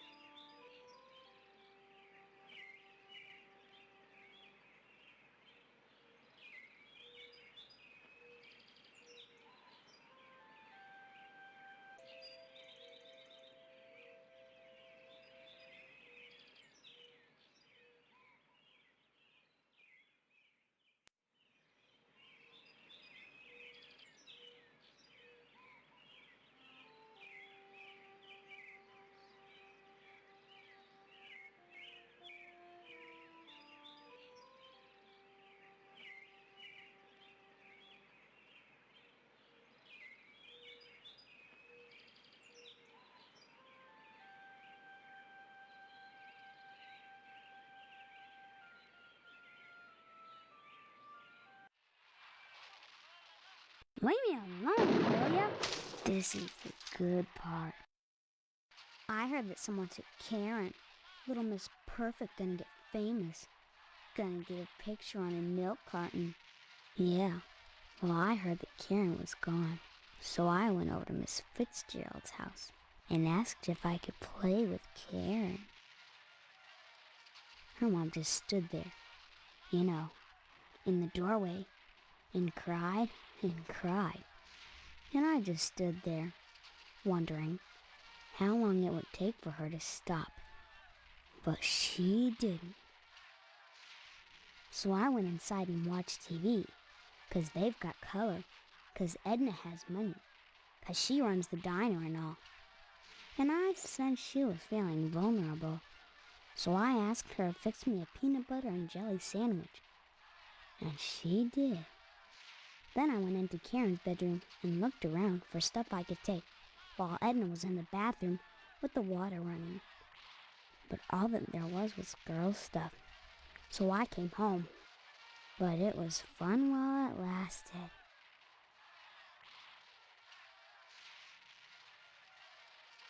I even had her trim the crust off for me. And then I ate it anyway. She was crying so hard, I could have peeked into her dress if I wanted to. But hey, when a broad's got puffy eyes and a runny nose, who wants a peek at that?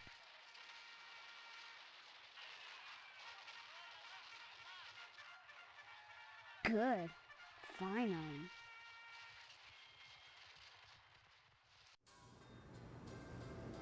Hello, dear. How are you today? By the way, I spoke with Mr. Johnson and he's livid.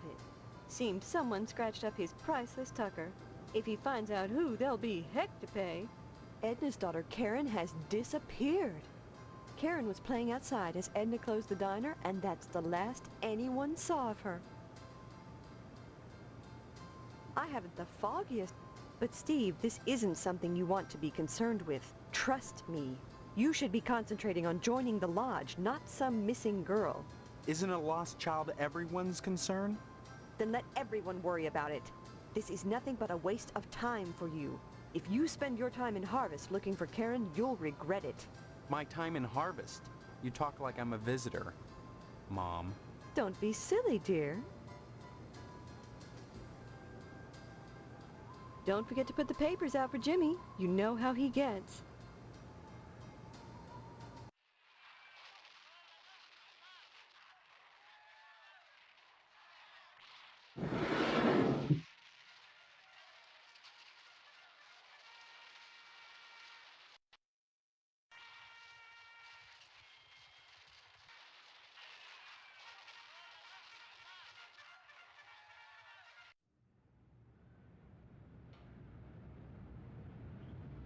Hey, Steve, you've been doing a swell job putting the paper out in the morning. You just keep doing that and we won't have any problems. That's not much to ask, is it?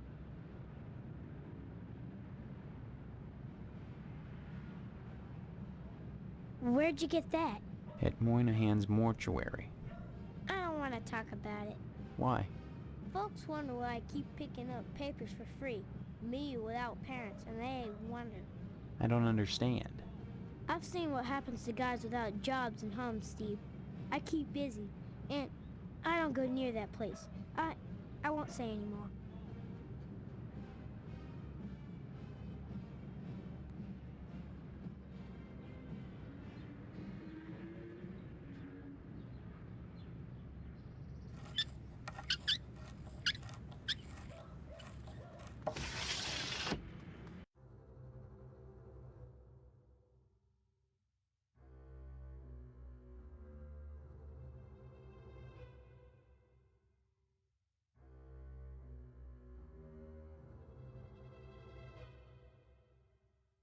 No! Leave that there! If any of it turns up missing. Marv, what's going on in there? Go! Go! Steve, is that you? Come to see your poor old dad? Are you my father? Really? I don't remember you. Please. I'm not in the mood for jokes. I'm serious. Why won't anyone believe me? Well, you always were a kidder, Steve. Just don't make me laugh now. Remember the stitches. My God. What has she done to you? She doesn't know you're here, does she? Does she? No, I had to break in. What the hell is going on in here? I know it's a mystery to you. The sacred things that husbands and wives do behind closed doors. Maybe we should have that special father-son talk. Especially now that you're getting married.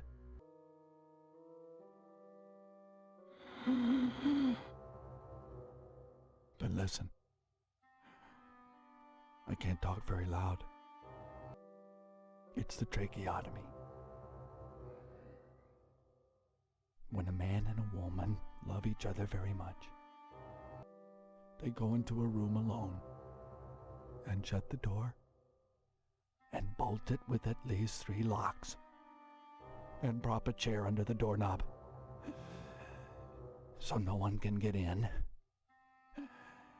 or out. Then they take off their clothes and get out a wide variety of scalpels. Some curved, some short, all of them sharp. And then the man climbs on the woman. And then they... with the barbed wire, they... That's all right. Don't get worked up. You need your rest. Yes, rest. But why did you come? You must have had a reason for risking it. I need some meat, and Pat won't give me any without your signed permission.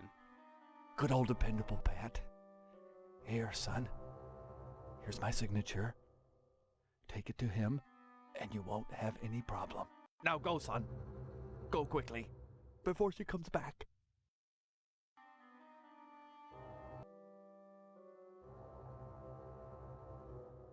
That's what I wanted to warn you about. The Lodge, Steve. It's imperative that you join the Order of the Harvest Moon. Only by becoming one with Harvest can you escape. That doesn't make any sense. I should join this lodge. To escape it? That's the only reason you're here. And that's the only way you'll leave. Get an application at the post office. Take it to the Sergeant-at-Arms. Do what he tells you and join them. Otherwise, you'll wind up worse than me. And son, if you haven't joined by midnight Sunday, you're too late. Even now the scythe is reaping. Go. Go!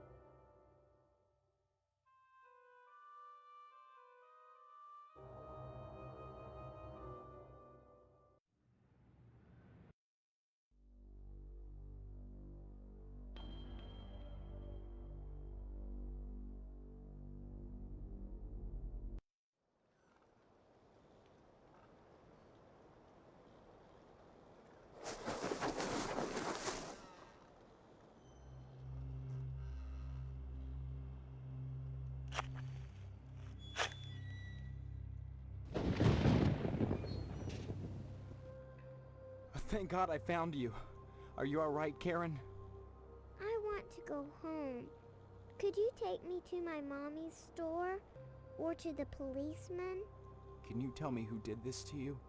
Mr. Potsdam told me he'd hurt my mommy if I told. He won't do anything, I promise. Tell me what happened. He made me play house. Then he dug a hole.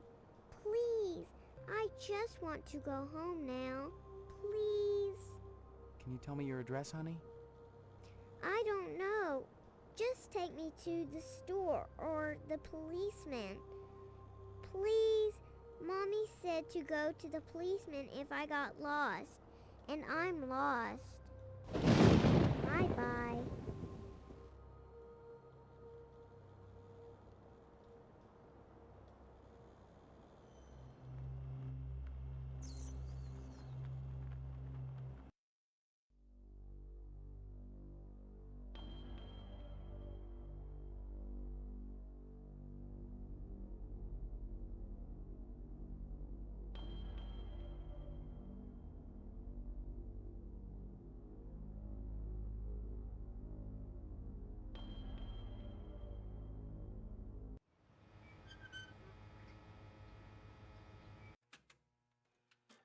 Bye-bye. Oh my God. Karen! Thank God. What happened? Found her in the graveyard. She was buried alive. And she claims Mr. Potsdam was responsible. Thank you, Steve. Thank you from both of us. Here's the reward money. Take it and go. I need to be alone with my baby right now.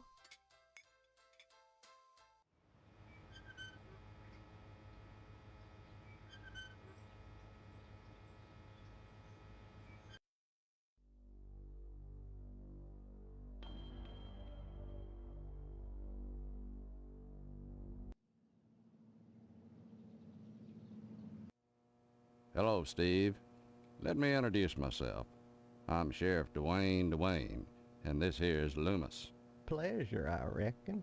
Then, we haven't met before? Of course we have, but I heard about your alleged amnesia and figured I'd play along. I sure hope this is just a prank, and not the start of some insanity plea. Keep your nose clean, or you'll wind up in jail, and that's no place to hold a wedding. I got a report here that someone put a ding on Johnson's Tucker. As ornery as Johnson is about that old car, I suppose he had it coming. I imagine it was just some kids pulling a prank. Sorry, Steve. I'm a little too shaken to talk right now. Mr. McKnight's been killed and, well, it's hit me hard for some reason. I've got to think about this. Why do you want to break your poor mama's heart with all this amnesia bunk? I'm telling you the truth. Why won't anyone believe me? Well, you've always been a kidder, Steve. Yeah, so everybody keeps telling me. Boy, you need to stop all this funning and get serious. You've got a wedding coming up soon. Heck, you should be thinking about your career and about joining the lodge. Amnesia or no, you can't have forgotten you're about to marry the prettiest little thing in Harvest. I think you and Stephanie are perfect for each other. I just hope her father's disappointment doesn't spoil everything. Disappointment? Mr. Potsdam wants to hold the wedding in the lodge, but he'll never get in. Like all the rest, he's always hanging around the post office the first day of the month, waiting for Boyle to bring out that month's lodge applications. And there's always a long line, never enough applications to go around, and even if you do get an application, chances are you're right out of luck. Fewer called to the order and even less accepted.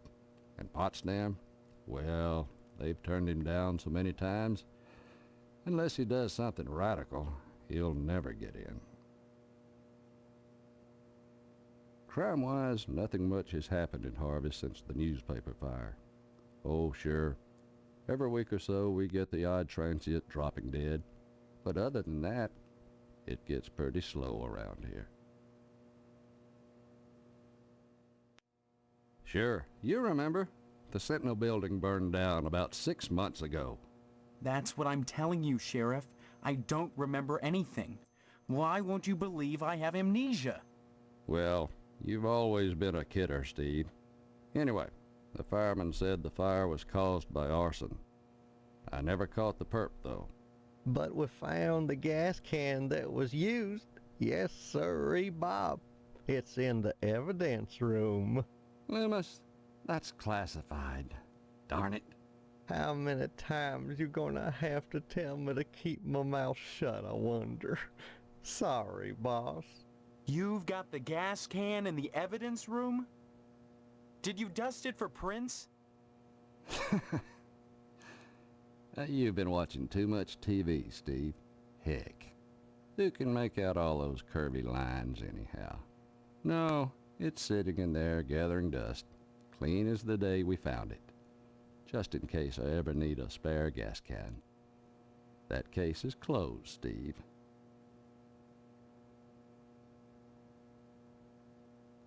Why do you want to break your poor mama's heart with all this amnesia bunk?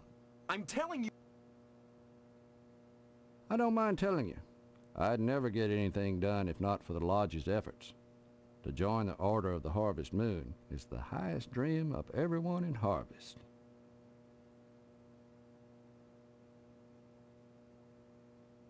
That's the stupidest thing I ever heard. When I was a boy, I wanted to join the lodge. I would have too when I grew up, except neither my teacher nor my clergyman helped me. A man can't realize his dreams without help. My failure to gain admission is the failure of all of Harvest, Steve, and don't you forget it. Boy, whether you know it or not, you want to join the lodge. Or you will soon enough, especially with the wedding coming up. Amnesia or not,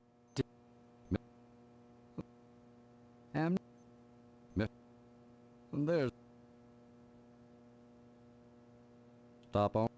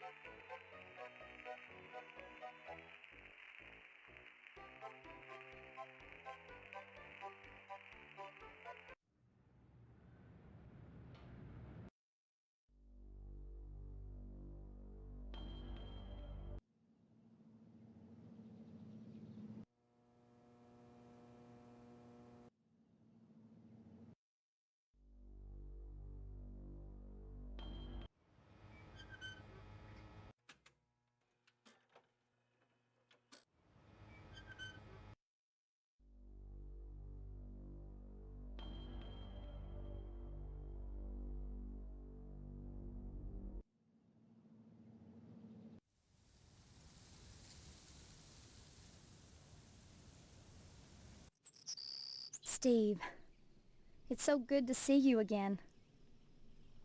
I get so lonely in here. I'm sorry. Want to hear what's happening out in the real world? No.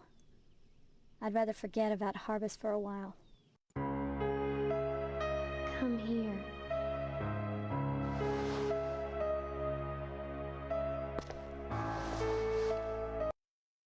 Stephanie? I feel so close to you, Steve. Like we're the only two people in Harvest. The only two real people. Do you know what I mean?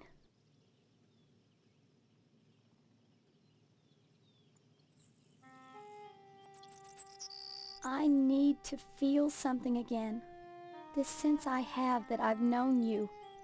It's my only link to my past. Yeah. Maybe it's different than memory. Maybe we don't remember each other so much as we recall the feelings deep inside. Strong feelings. Maybe the body has its own memory. Let's find out. I want you. Make love to me.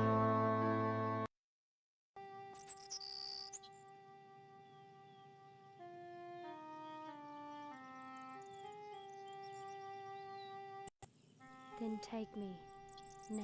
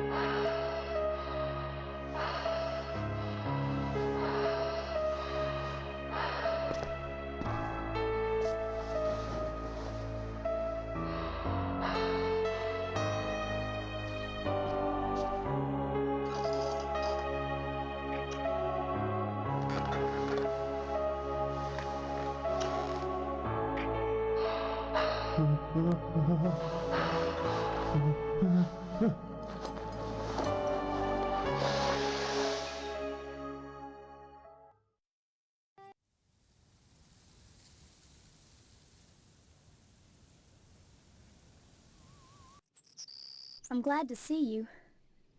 I feel so alone, cooped up in here. My faux mother keeps me up on the latest gossip. Not like she really wants to talk to me. More like she's feeding me information. For instance, she told me that Mr. Johnson's Tucker was vandalized. That's another weird thing. Every car I've seen drive by is a Tucker. There were only 31 produced. What are the odds of that? I've always wanted a Tucker. Funny that Harvest would be full of them. Any idea who scratched the car? Why would you do something like that? It's part of the Lodge initiation. I see. Look, I don't know what's going on here, but getting into the Lodge is the best way to find out. By committing vandalism? Well, I guess you'll fit right in, won't you? Scratching a car is no big deal. Getting out of this mess is. Sorry. When you put it that way, I guess I was overreacting. Is it true? You found Karen? Yeah, just in time, too. He'd molested her and buried her alive. He couldn't bring himself to kill her outright, so he just decided to stick her in the ground and let fate take its course. Who? Who would do that to a helpless child? She says it was Mr. Potsdam. And I believe her. Oh, Christ. And all this time I've been under the same roof with that thing watching me. Take it easy, okay?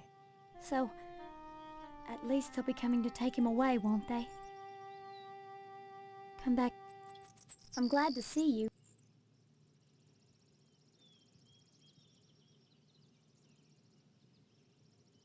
You're not making sense.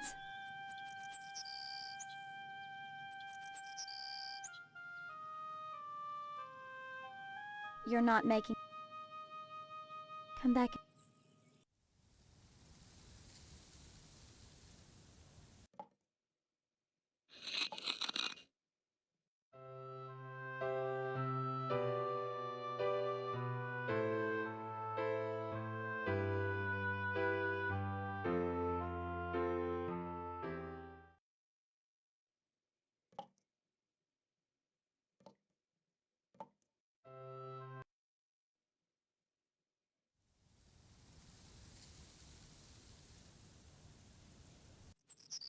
I'm glad to see you. Stephanie, I think you should know. There's a peephole hidden behind the picture in the bathroom. You mean a peephole? They're spying on me? I'm afraid so. So that's the scraping I hear every night. The picture sliding along the wall. Disgusting. I've got to get out of here, Steve. The thought of that fat slob watching me. I'll question Potsdam about it. Maybe if he knows I know, it'll scare him off. Thank you, Steve. I don't know what I'd do without you. Come back.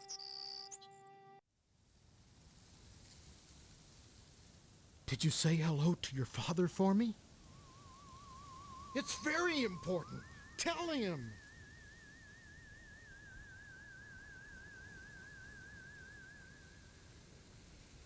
Yeah, I know what that crazy little bitch said, but it's not true. I was at home that night. Mrs. Potsdam will vouch for me. Isn't that right, Mrs. Potsdam? That's right, Mr. Potsdam. Hello, Steve. Care to stay for some pot roast? Forget the pot roast, Mother. Pot roast isn't for backstabbers, for persecutors. I won't share my meat with him. My meat! My meat!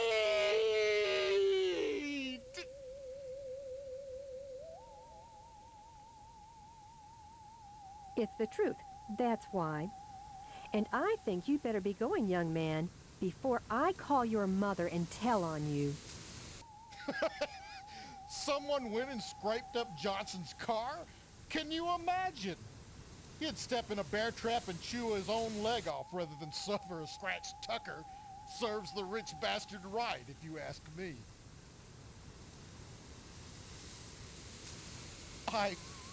What are you getting at? I wouldn't do that. It's illegal. not to mention immoral. Yeah. I can't prove it yet, and you bet. Do I look worried?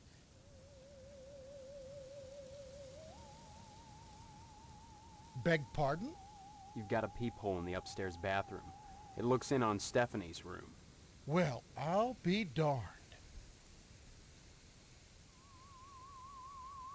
How dare you? I'm no peeping Tom. I had no idea that was there. Then you won't mind if I tell Stephanie about it. Now, there's no need to scare Stephanie with this business. I guess not. So long as you patch that hole. Well, I guess I could hang that picture somewhere else. I thought you had no idea where it was.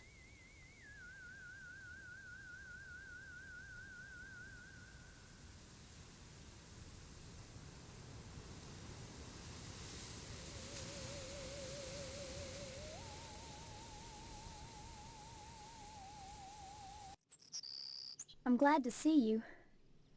I feel so alone, cooped up in here. Stephanie? You mean... I'm afraid so. So, that's... I confronted Potsdam about it. He tried to play dumb, but I got him to say he'd fix it. Thank you, Steve. I don't know what I'd do without you.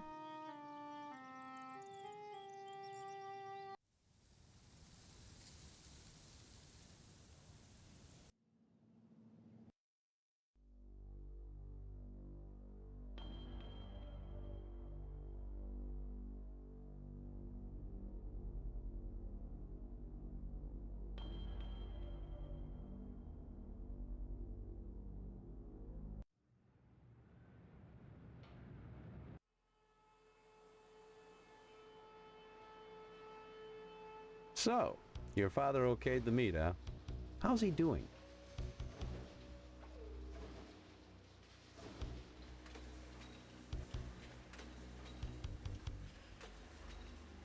Good, good. Glad to hear it. Here's your meat, son. You run along now. A new shipment of animals has come in, and it's time to start cutting.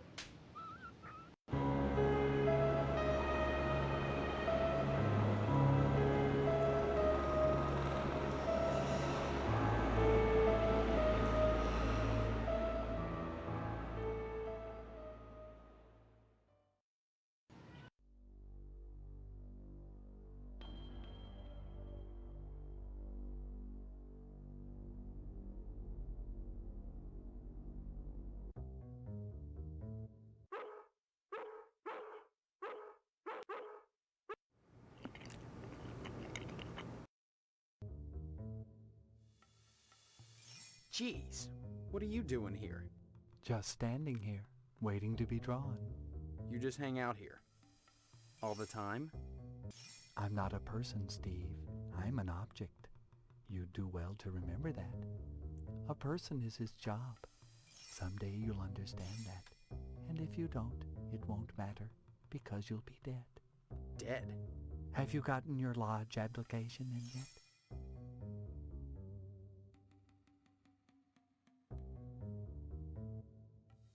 Good.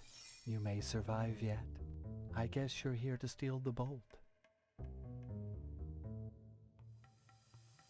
Not at all. That's not my job. However, since I am an object d'art, and since art should be interpreted, I'll give you a clue as to where the bolt is located. Darkness gives as darkness gets, but light invoked is light shed. Still here, eh? Where else would I go, Steve? Have you gotten your lodge application in yet? Yes. Good. You may survive yet.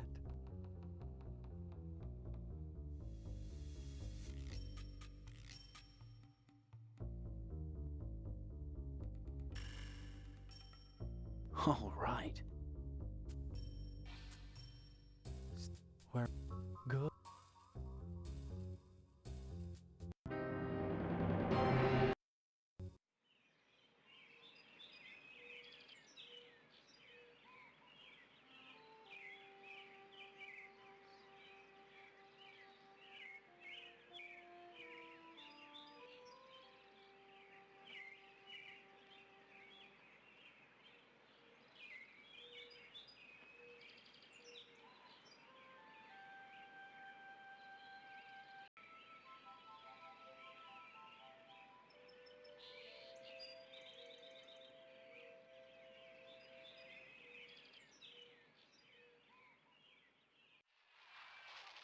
Leave me alone! Hey, it's too bad they don't give scout badges for digging up buried kids. I like to see what that badge would look like. I went over to ask her what it was like, being buried alive and all. But she just stared at me, and twitched, and drooled. Guess I got my answer. Huh. Good. Finally.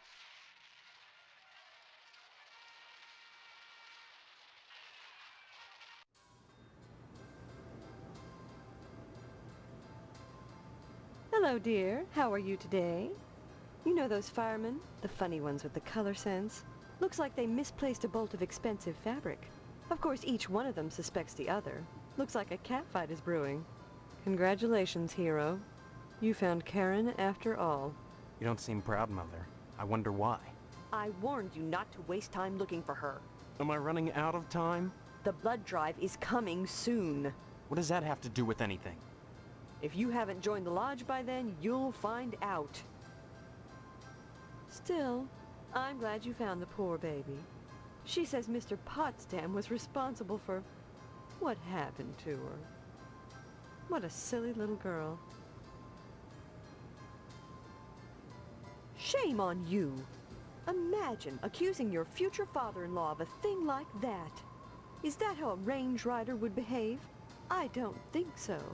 Why would she lie? Okay, Weisenheimer, even if he is a child molester, a kidnapper, and an attempted murderer, that's no reflection on what kind of father-in-law he'll be.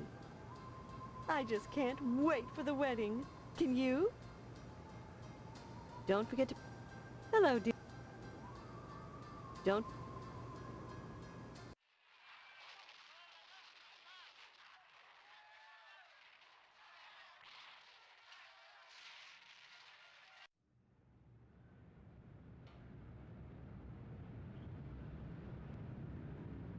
That don't mean...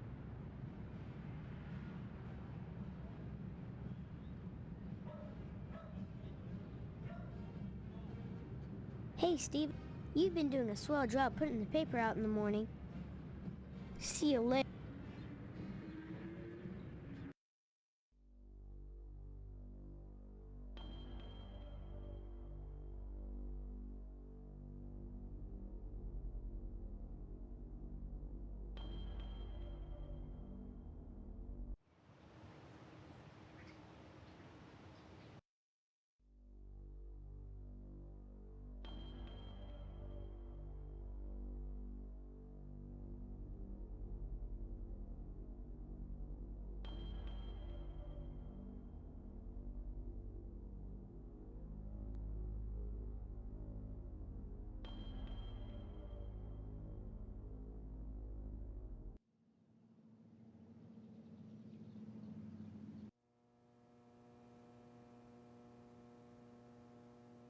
Now, where did you get these, Steve?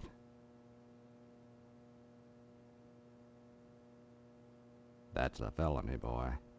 I could lock you up for that. But you won't, because I've got the original checks, which prove that Boyle burned down the newspaper building, and that you've been blackmailing him to keep it quiet. I've hidden them. Anything happens to me, they might turn up. Soon. Uh-huh. All right. You've got me, boy.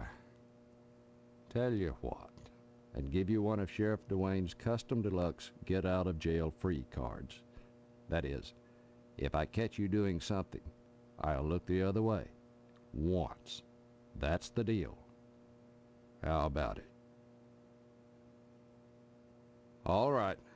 Just bring me the originals, and we'll close the deal.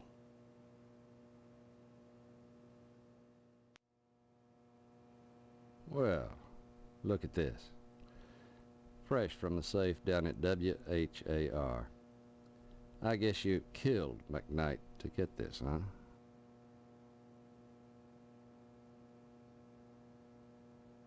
Okay, let's play it your way for now. You're probably thinking this is evidence of my negligence, my failure to properly investigate the newspaper fire.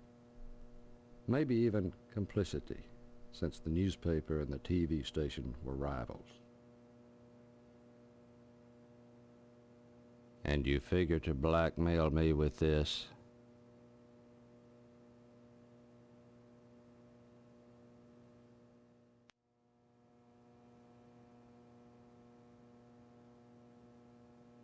Yeah, it is. I tell you what, you bring me the original, and I'll give you one of my special get-out-of-jail-free cards. That can come in handy, especially if you're up to no good, or are going to be up to no good in the near future. I turn over the original, and you'll let me go if you catch me perpetrating a crime? Do we have a deal? Good. Bring me the original, and we'll wrap this up.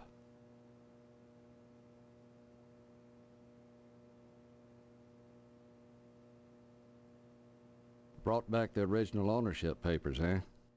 Don't get excited. I made copies as insurance. Now, I believe you said something about a get-out-of-jail-free card. Fair enough. You're a piece of work, Steve. Mind if I ask you a question? Killing McKnight, how did it feel?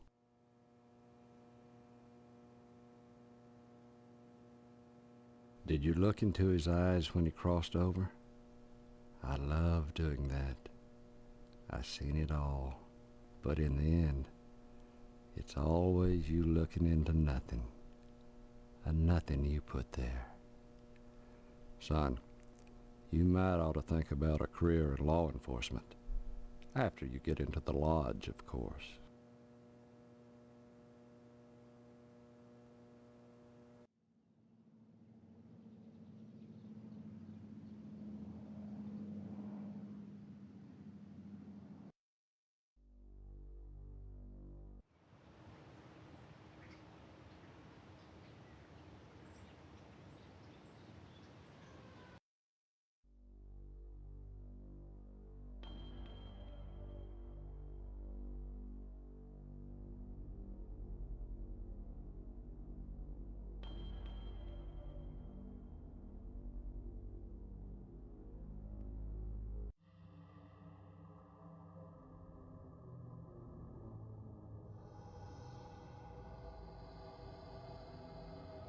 Exquisite cloth.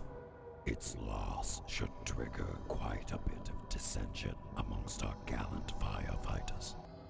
Still, that is not your concern.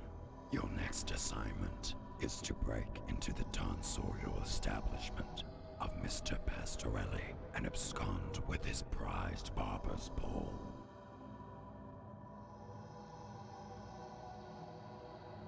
Lack of respect for authority, a fine trait for a member of the Order. Yes, I approve, Stephen. I hope you succeed in your task. Break into the shop, steal the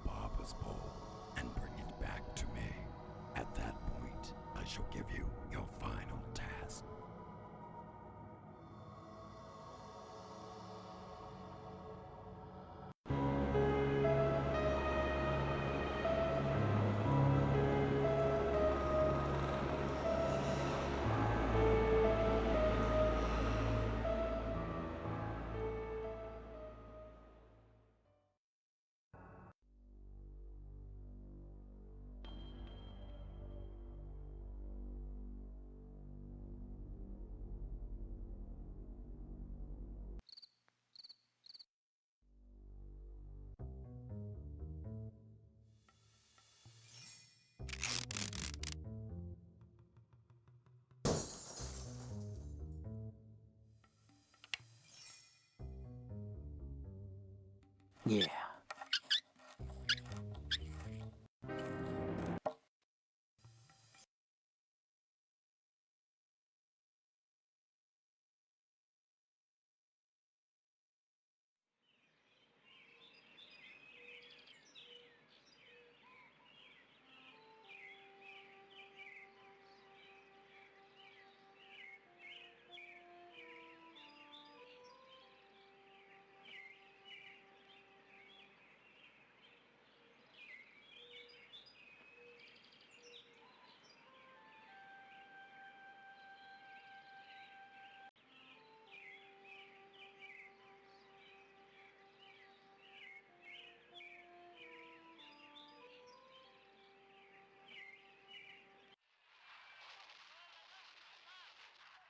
Leave me alone. Good. Hello, dear. How are you today? Did you hear what happened at the barber shop? Someone broke into Pastorelli's salon and took his antique barber's pole. The next morning, Pastorelli touched some live wires that the thief left lying around and was electrocuted. Well, that darn foreigner got what he deserved, if you ask me, coming into a nice little town like Harvest and stealing business. Heavens, if a bowl and scissors were good enough for your father, I don't see why decent working folk need a fancy wop styling their hair. That's how it goes. First you get a sissy trim, then bang, you're a communist. Isn't it exciting, Stevie? 5 days and 1,200 cookies later, the bake sale is already here. Where does the time fly? Those 1,200 cookies. How many are you taking to the sale? Oh, about 20. The rest were stale. But the effort wasn't wasted. It's for a good cause. Will you be at the school tonight?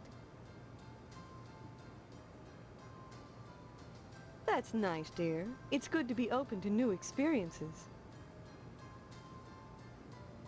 Don't you think it's odd, having a bake sale to pay for burying out-of-towners? Gosh a-hooties, what should we do? Leave them in the streets? Of course we should bury them. But why do so many out-of-towners drop dead in Harvest?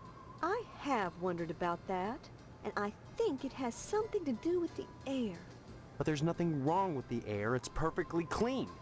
That's what I mean. Big city folk, they get so used to smog that clean air is a shock to their systems. Gets them every time. Don't forget to put the papers out for Jimmy. You know how he gets.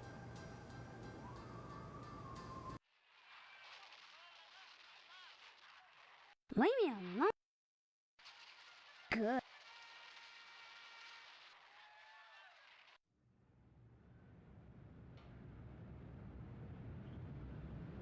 That don't mean zip.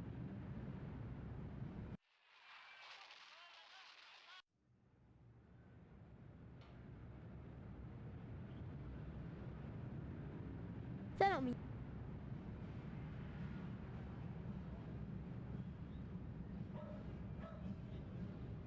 There now, see how easy it is? Things are so much better between us. See you.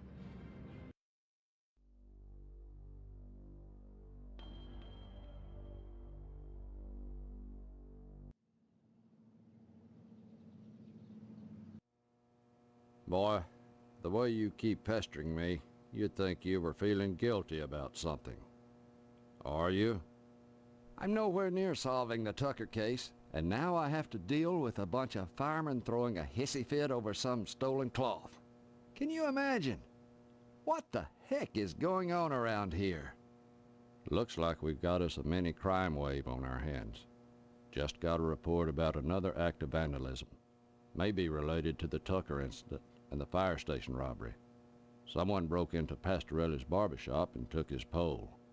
Next morning, Pastorelli touched some live electrical wires that were left dangling, and zap, no more barber. What was just an act of vandalism has just become a case of manslaughter. I don't like it. Harvest used to be such a nice little town. Stop on by any time, Steve. Boy.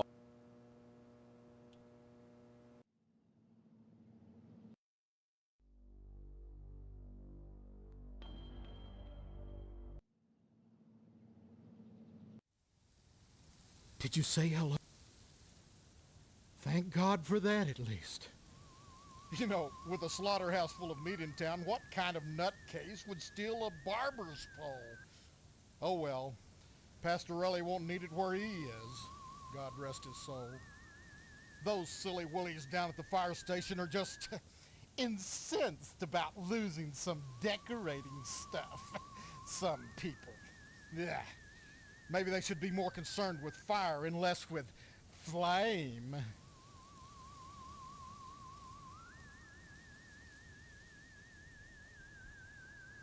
I wouldn't do... No.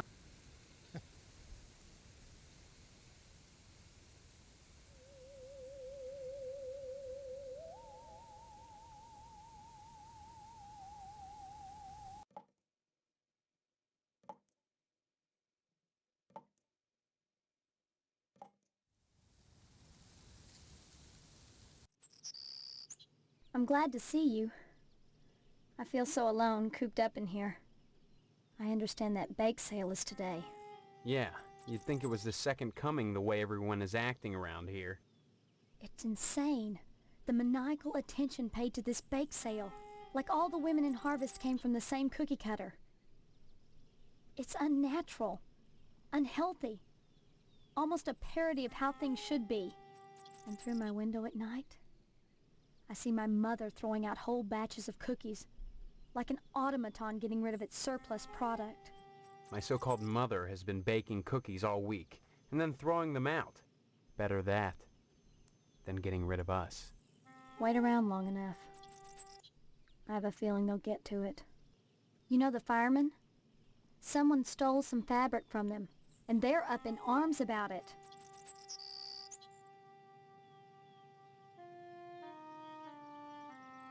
Another harmless prank? And how many more harmless pranks will you be pulling? However many it takes to get in, Stephanie. If I have to use them to escape, then I will. Are you using them? Or are they using you? It was just a bolt of cloth. You've turned the firemen against each other. They think one of their own stole it. Would you rather stay here? I've heard that harvest is lovely in the fall when the leaves turn orange and gold, and the annual blood drive paints the town red. All right. You have a point. I don't know if you heard or not, but Mr. Pastorelli, the barber, he's dead. Looks like somebody stole a barber's pole from him, then left the exposed electrical wires and some water on the floor. Pastorelli walked in, flipped on the lights, and... Know anything about that? Oh my God! Steve, that was no little prank! A man died! It was an accident. Forgot about the live wires in the water. That doesn't change the fact that you killed him. This initiation killed him. It was just an accident. An accident which wouldn't have happened if not for the lodge. Don't you see? I'm beginning to think that the lodge poisons everything it touches. Harvest, even you. I didn't create this situation. Are you sure? No. But however it started, I'm gonna see it through to the end. Vandalism, theft, manslaughter? What's next, Steve? Murder? Look, I know in the beginning I suggested you might check out the lodge. I was more worried about getting out of here than anything else. But now that I know you, I'm worried about you too. I'm fine. A man is dead because of you. How can you be fine? You've got to stop this. Tell me, is anything positive going to come out of this lodge initiation crap? Yeah, or escape, hopefully. It just seems to me that this order of yours is getting you in deeper and deeper trouble. They can't make me do anything I don't want to do. No, but maybe when it's all said and done, you'll want to do anything. You've got to trust me. Come back. I'm glad to see you.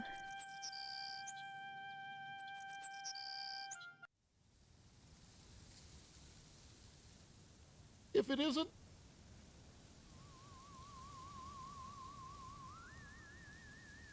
Hello, dear. Come to see... She's upstairs. The bake sale is tonight, 7 o'clock at the school. Lots of cookies and yards of floss. Hope to see you there. Give my... Give...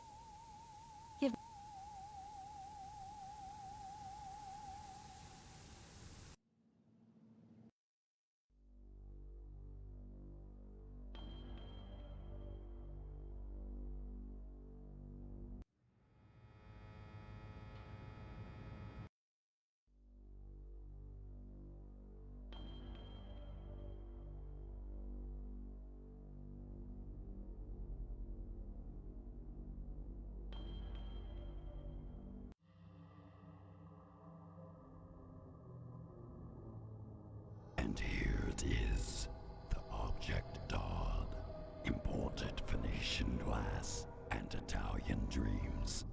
You have done well.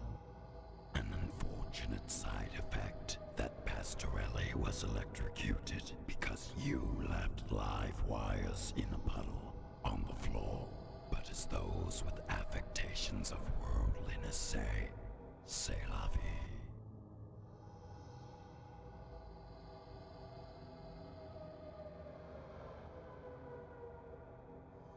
Yes, a barber cut down in his prime. Of course, you only wanted the bowl, but that hardly matters now. Your final assignment is to set a fire in DNA's diner and let the French fry where they may.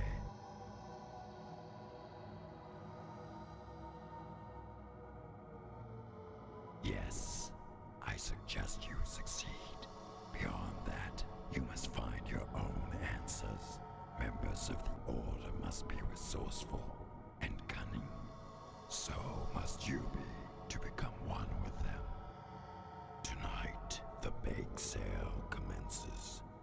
Soon, the annual Harvest Blood Drive will be at hand, when sacrifice will be the order of the day.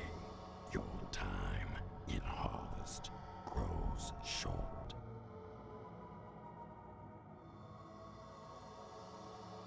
And here, Pastorelli's own incompetence caused his unfortunate accident. What does it matter that you left live electrical wires hanging in the water on the floor? If he hadn't cross-wired the alarm system to the sprinklers, he'd be alive today. Of course, you only wanted the bowl, but that hardly matters now. Your final assignment is so close, and strange to find a murderer so squeamish about a little fire. But to each his own, I suppose.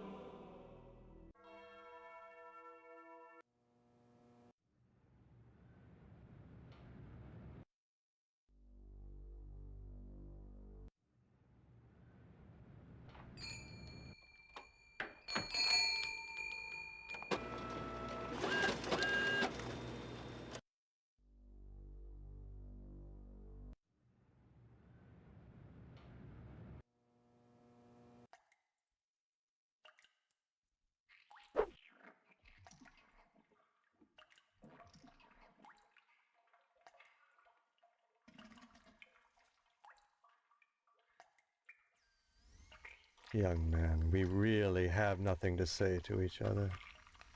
I have the feeling your innards shall soon adorn my slab, and I'd rather not know the face of the meat I'm slicing. It seems that, like some elephant's graveyard, people of low station come to harvest to die. They simply drop dead, penniless, and they all need burials. Like that corpse in the chapel, all dressed up and nowhere to go. No mourners, no point. But I still must provide them with prompt burials by town charter, and absorb the losses myself. God knows, by putting these people up at the Wayward Hotel, I do more than my fair share. So why must I pay for the coffins and burial materials as well? My losses to the dead are substantial. Hopefully the bake sale will offset some of them. You know, I seem to have misplaced a ledger. You wouldn't know anything about that, would you? How strange. You're the only visitor I've had in days. Except for Mr. Potsdam on Tuesday night, that is. I can't imagine what else could have happened to it. Perhaps the dead walk again, and they're hungry for literature. At any rate, should any of them show those ledgers around, they'll wish they'd stayed in their graves. I do hope you'll attend the bake sale and spend heavily. It's for the needy, you know. Sure. And all they have to do to benefit is die. A ditch makes a poor resting place. You'll need to learn that, if you ever want to leave Harvest. You make it sound like I have a choice. A choice that is rapidly vanishing. Join the lodge, Stephen, while you may. The corpse reclining in the chapel right now is a prime example of the difficulties I face. For unfathomable reasons, this bum decided to wander into Harvest and summarily drop dead. Just like that. Indeed. He died of purely natural causes. Of that I have no doubt. But why come to Harvest to die? You say this happens often. Isn't that a little too much of a coincidence? I've often puzzled over the situation myself, though I can assure you, young man, that nothing untoward is happening in Harvest. On the contrary, it's an indication of our compassion that I put up hobos in the Wayward Hotel, and the Order of the Harvest Moon mandates their prompt burial, even when they are without family or means, and when it entails losses on my part. I'd say it's been a pleasure, but I find the company of the living so wearisome.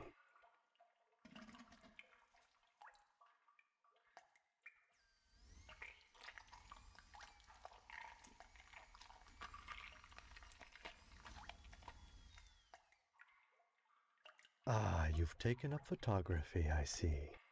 Now why on earth would you choose such a grotesque subject? That John Doe you've got boxed up in the chapel? He didn't just drop dead. Someone helped him take the plunge. You may be right. I'm a mortician, not a medical examiner. You don't have to be to know that being ripped to shreds can be detrimental to your health. This is not something you want to be looking into, young man.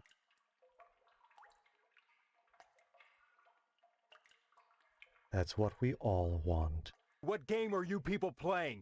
A game we win or lose together. Look, are you going to tell me what I want to know, or do I go to the sheriff with these pictures?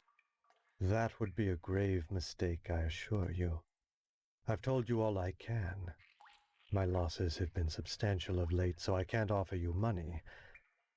The only thing I can give you in exchange for the photographs is my tube of astro glue. I do suggest you take it, for it's all you'll get from me. A wise decision. When a wasp's nest is stirred up, it is seldom the wasps who grieve later.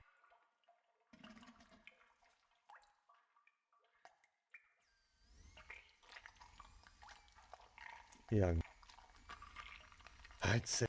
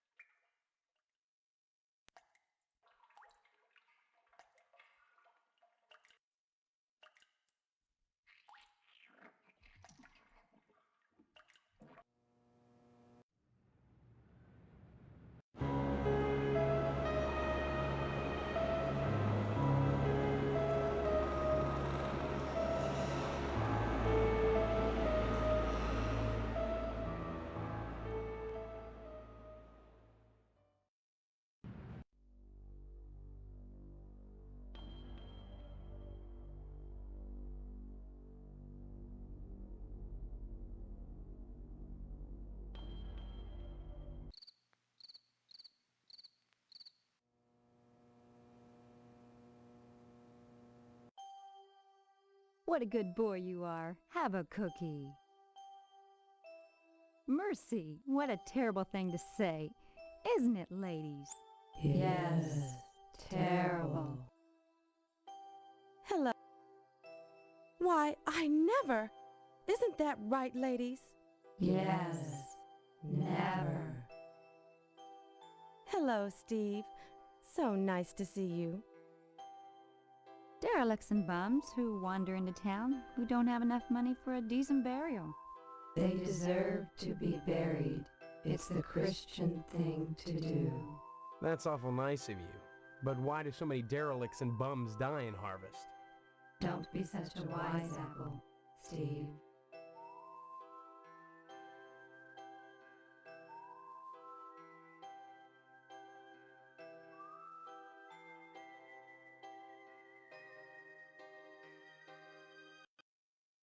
Ladies, someone has just burned down the TV station. On the night of our bake sale?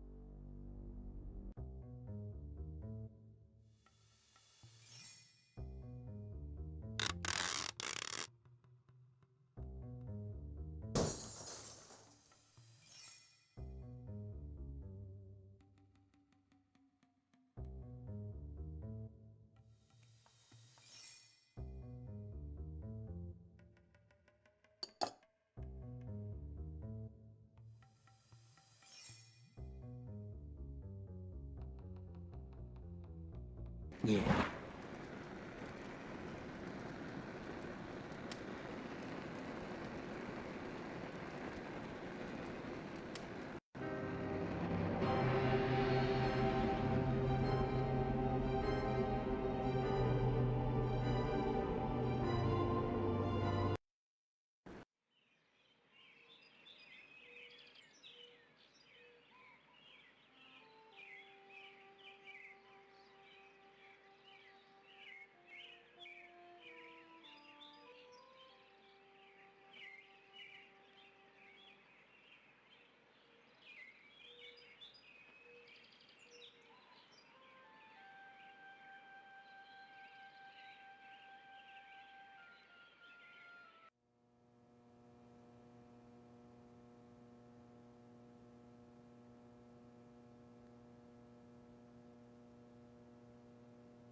What is it now? Hank, What? why are you sitting in front of that blank TV? Someone burnt down the TV channel. There's nothing on. Nothing on. Honestly, Hank, you're acting like an alcoholic. I told you all that TV would hurt you. Watching TV don't hurt me, Mom. But not watching TV hurts bad. If I find out who burnt down the TV station, I'll make him wish he was one of those damn Indians. Good. What? Good.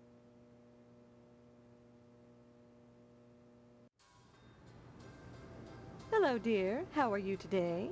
The nerve of some people burning down the TV station to detract from our bake sale. I doubt the perpetrator did it just to annoy the Harvest PTA. Coincidence? I don't think so. Just 6 months ago, the newspaper building went up in smoke. Obviously, there's a firebug on the loose. Either that or a communist. Steve, I'm so scared.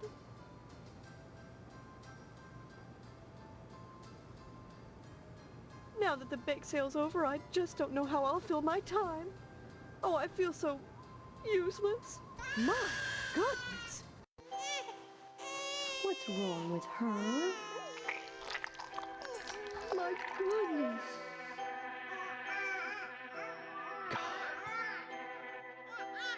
Oh, it's not as bad as it looks. You just pop them back in.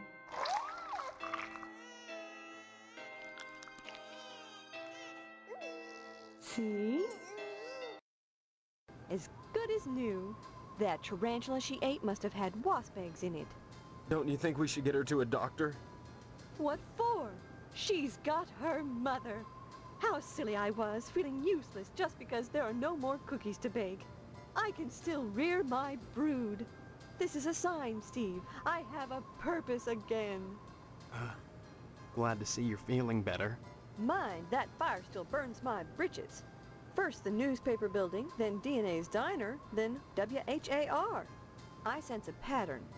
And any pattern I can't make a dress out of is no darn good. I suppose you heard about DNA's diner burning down? Sheriff Dwayne thinks it was a grease fire. We took a black eye on the bake sale, but I'm sure the Harvest PTA annual blood drive will be more successful. Overall, we made about $200, hardly enough to bury a dead horse, and definitely not enough to cover the annual blood drive. Annual blood drive, huh? If you knew how much blood we get, you'd be more impressed. Donations are mandatory, Steve. If you're still here come Sunday, you'll be expected to give. Until it hurts, I suppose. Until it hurts. Even Hank will have to donate. Of course, lodge members are exempt. Remember that. Hey, either way, no one's sticking me with a needle. We don't use needles. Hank.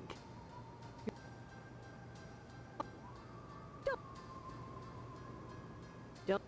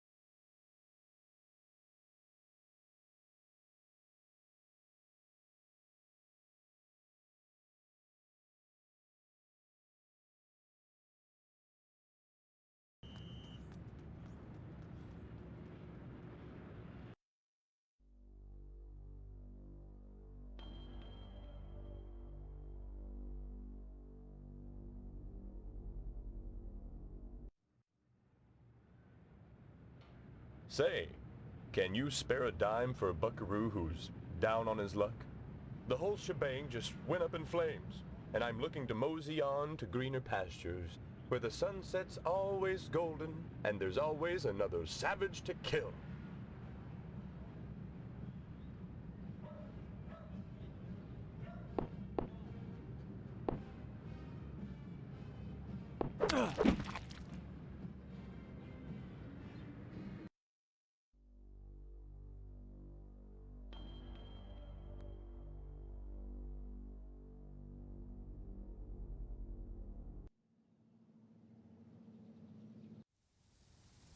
Did you say it's Harvest will never be the same without DNA's diner, or without DNA, for that matter.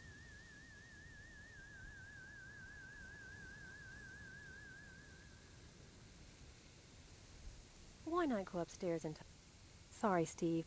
I'm too upset to talk right now. I can't believe anyone would burn down the TV station the night of the bake sale. I just hope nothing will stop the Harvest Blood Drive. And I don't think that anything can. I'm not one to gossip, but I'm sure you've heard that DNA's diner burned down. But did you know she killed herself when she found out? Her and her daughter, too. I hear the sheriff suspects the fire was set.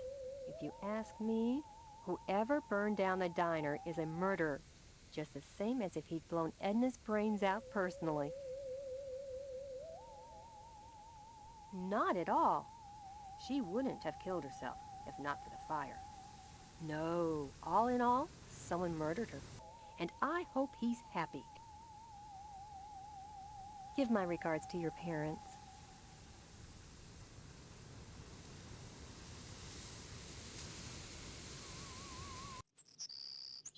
I'm glad to see you. I feel so alone, cooped up in here. I saw the TV station go up from my window. It lighted up the whole town. It looked like hell. I wished it would consume the whole damn place. And me with it. Don't talk like that. I'm sorry. I just can't stand it anymore. I wish there was something I could do. There he is. Make love to me.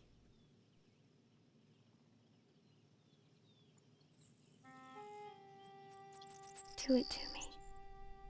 Now.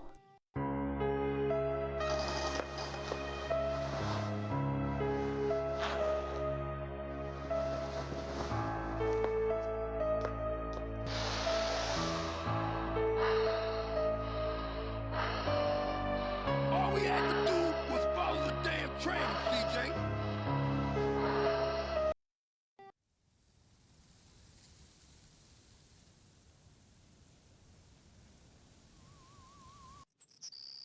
I'm glad to see you. I feel so alone, cooped up in here. I heard that DNA's diner burned down. Why are you looking at me like that? Did you torch it, Steve?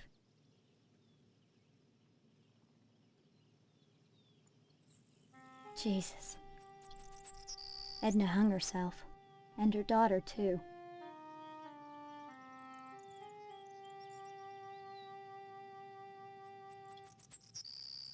Congratulations. Before you were just a vandal and a thief. Now you're a murderer. Ah, bullshit. I just set a fire, that's all. Hey, Edna hung herself. That's why they call it suicide. That's a fine distinction. Hone it any finer and you'll wind up cutting yourself. Come back and visit me soon, okay? I'm glad to see you.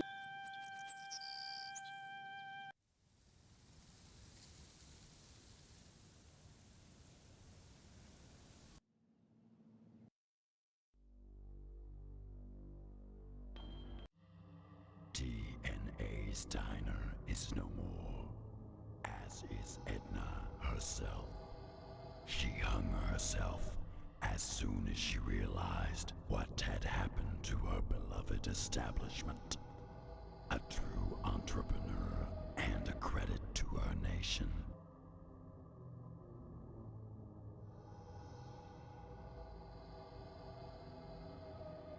Come now. Anyone who spoke with her for 5 minutes would have known what a tragedy the destruction of her diner would be. Still, you sought to torch her diner, and torched it is. You have proven yourself a worthy candidate for initiation.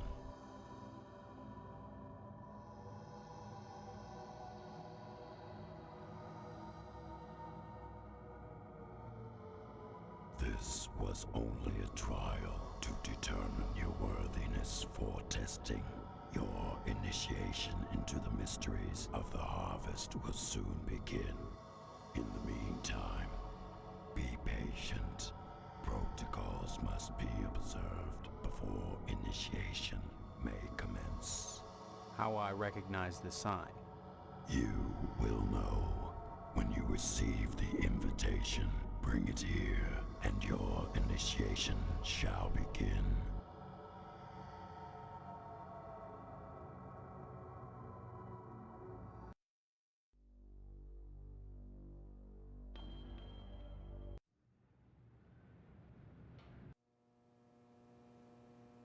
What?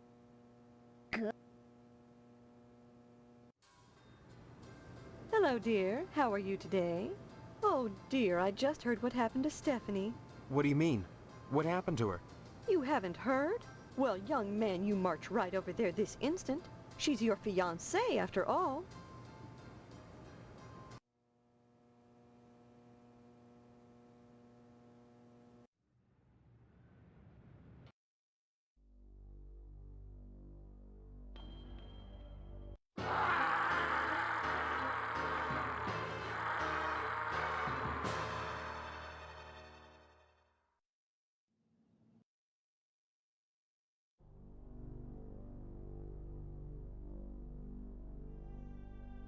You can't go into Stephanie's room till the sheriff gets here.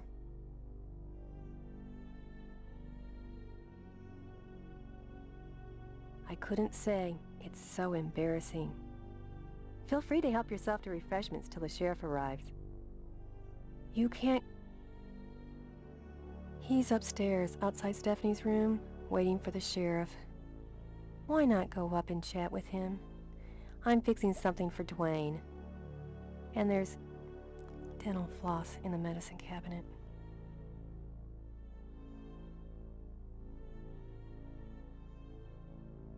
Guess I can forget about the meat, huh? What do you mean? Your dad must have pulled some strings. Be sure and check Stephanie's pillow, you lucky bum. What the hell are you talking about? You'll see once the sheriff gets here. Stephanie. Things'll never be the same now. Guess I'll be watching TV nights. Okay, you can come in now, son.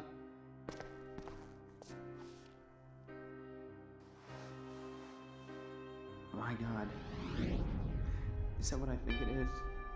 Yep, it's a spinal cord. Is it Stephanie? I can see a resemblance, but I can't be sure. More pie, Sheriff? Pie? Don't you realize what's happened? All we had to do was follow the damn train, CJ. I can just hear the tongues wagging at the PTA. Was it suicide? Never heard of anyone pulling their own spinal cord out before. Off the record, I'd have to say no. No, all in all, I'd say this was death by natural causes. Natural causes? You can't live without a spinal cord, son. Nothing unnatural about that. Think I will have some more pie. Right away. I can't believe this. This is horrible. Believe me, you get to the point to where this is routine. Now the only clue we got is that card on our pillow.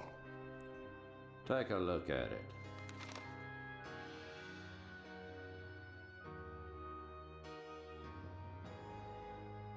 This is practically a confession. Confession to what, son? Murder. Isn't that what you're here to investigate? Son, you don't investigate natural deaths.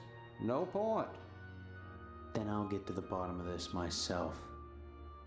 Yeah. I'm sure you will.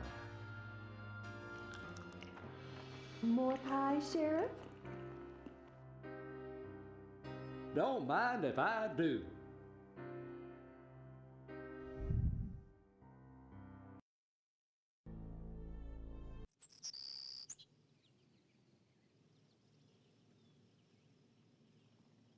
I don't suppose it'd hurt for you to take the card, seeing as it was addressed to you.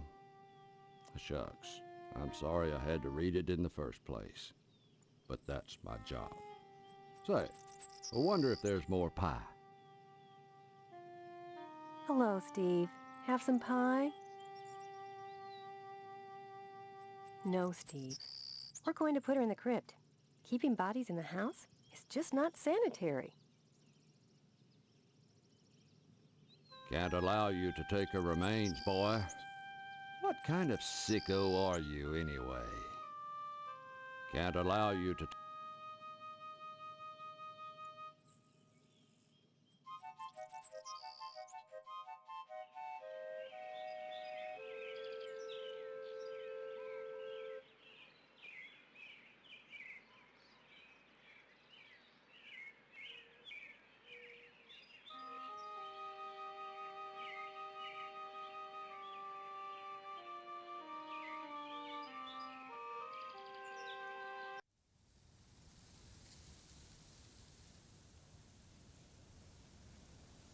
I'm so hungry, Steve. So hungry. If I'd been an astronaut, I could afford all the meat I want. The red kind. And the young, pink kind, too.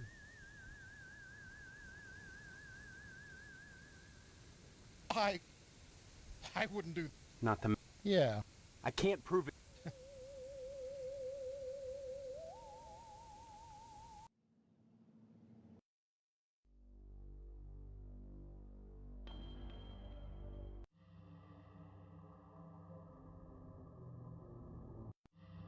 You received the invitation, but you have not brought it. I don't understand.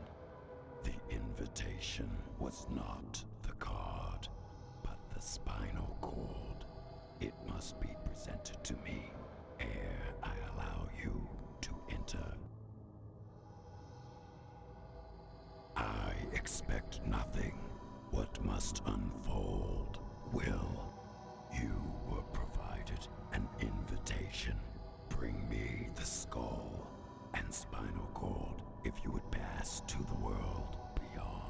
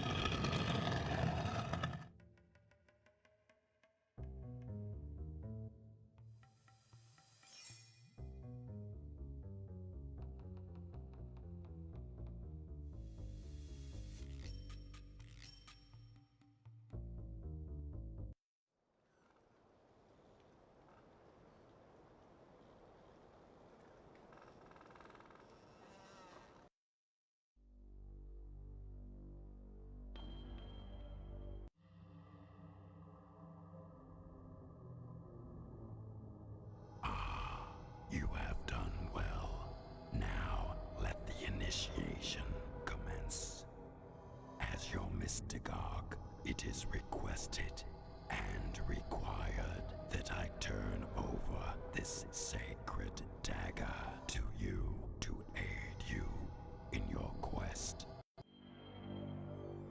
What is this? You must now enter the lodge. Initiates find it a hostile place. Are you supposed to help me or get me killed?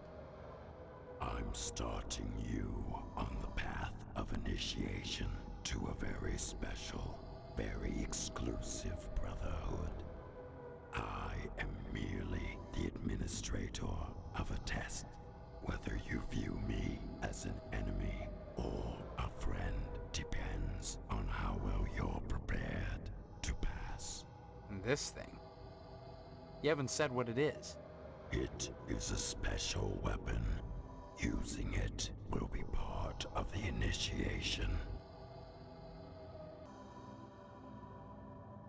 You always have a choice, Initiate. Which choices you make matter only to you. Whatever occurs in here is relevant to the great question, which you cannot help but answer. What is at issue is whether in answering the question you will find the answers you seek. You will encounter those intent on preventing or prompting your answer, depending on how you look at it. While the assumption is you want to live, dying is easy and provides its own answer, but not for you. Just tell me, is Stephanie dead or being held within? The membership director on the second level keeps track of such things. Oh, great. Then you are against me. I am the Sergeant at Arms. I am here to ensure that the protocols are observed. Deviation from a protocol shall result in punishment. Remember what I have told you. Now, let the initiation begin.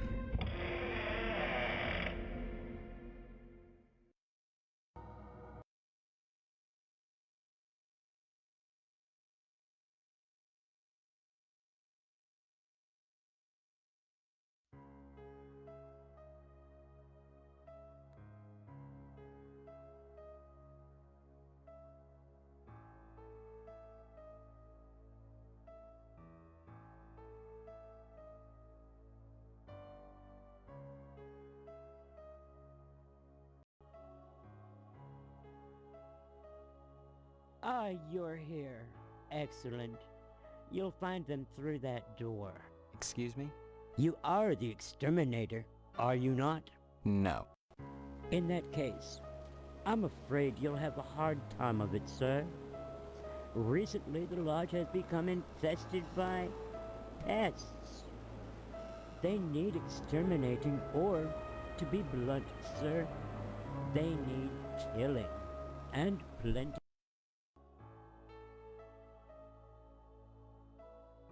We're not speaking of cockroaches. A bewildering variety of deadly beasts lie beyond, and just before the annual board meeting. Dreadful. I wish you good luck, sir. I only hope you can stomach what's ahead.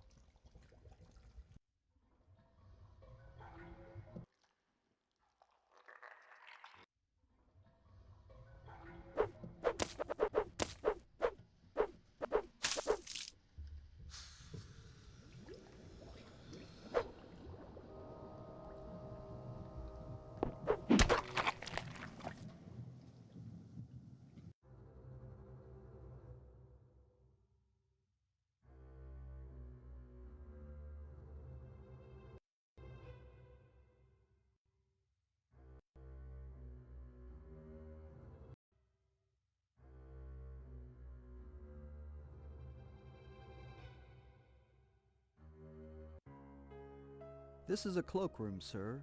By definition, not a fitting place to seek answers.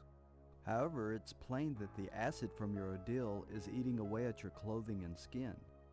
I can clean your clothes for a minor consideration of $5.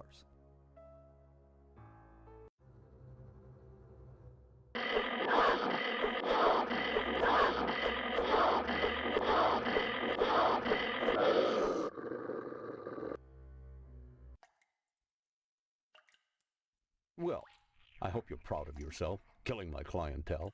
Ever since the monsters invaded this level, the members have taken to dining with the Grand Poobah upstairs. Actually, I have to admit my last few meals haven't been up to snuff. The problem is the freshness of the corpses, or lack thereof. See, the supply has dried up. The Sergeant-at-Arms always used to insist that bodies killed in the lodge be disposed of without trace, and so the members would bring me their business for preparation and dissemination.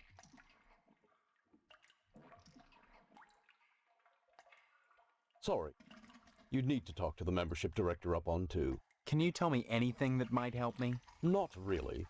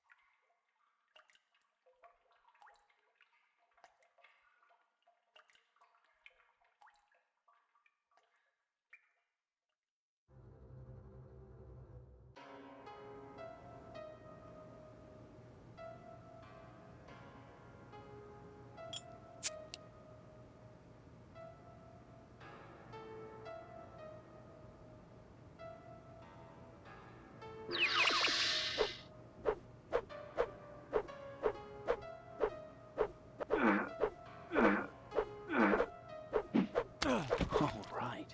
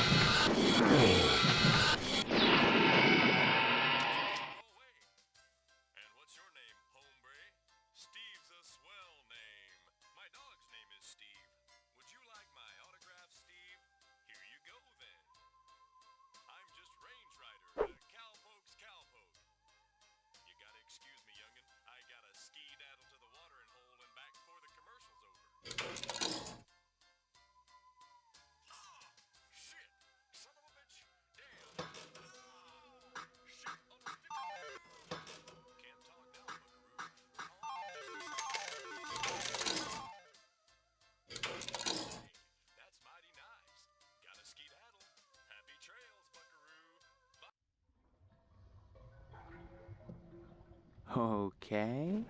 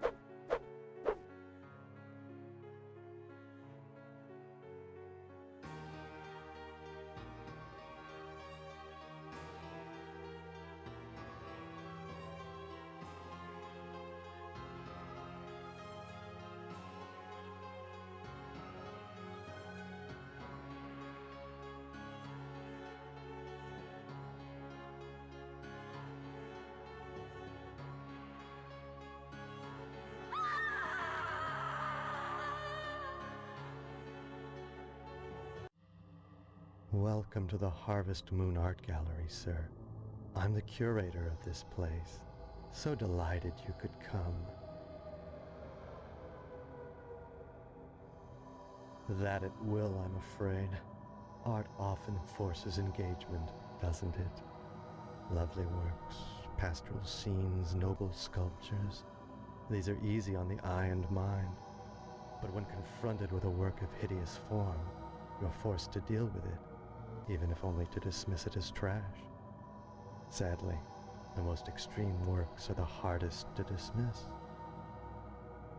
Grotesqueries amid works of beauty are necessary.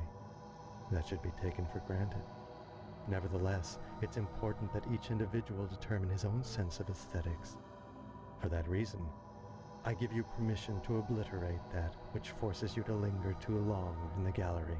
I'm just passing through. If only it were that simple.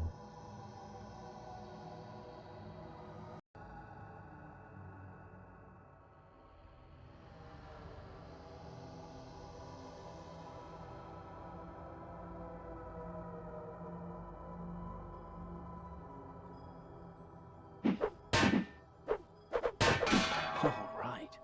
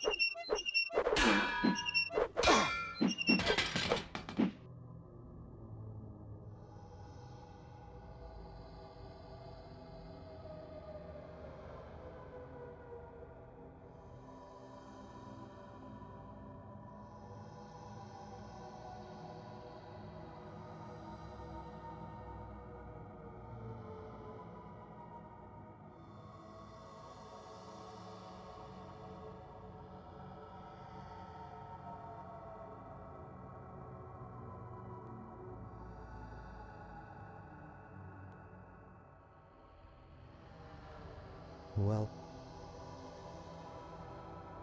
that's always the dilemma, sir. What are the boundaries of art? Only you can answer that, and only for yourself. Lovely works, pastoral scenes, noble grotesqueries amid works of beauty. I'm just passing through. If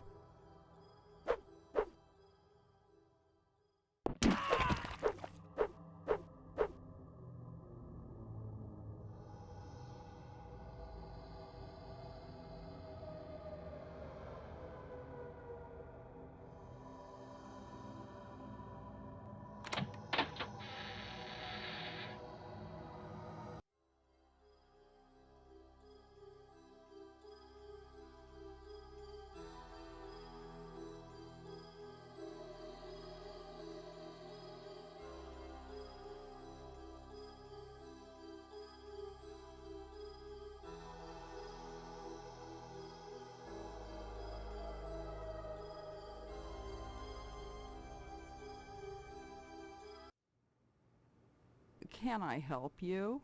I'm looking for a girl. This is a library, not a brothel. You don't understand. I have reason. Hope to believe that she was brought here. Do you know anything about that? I'm afraid not.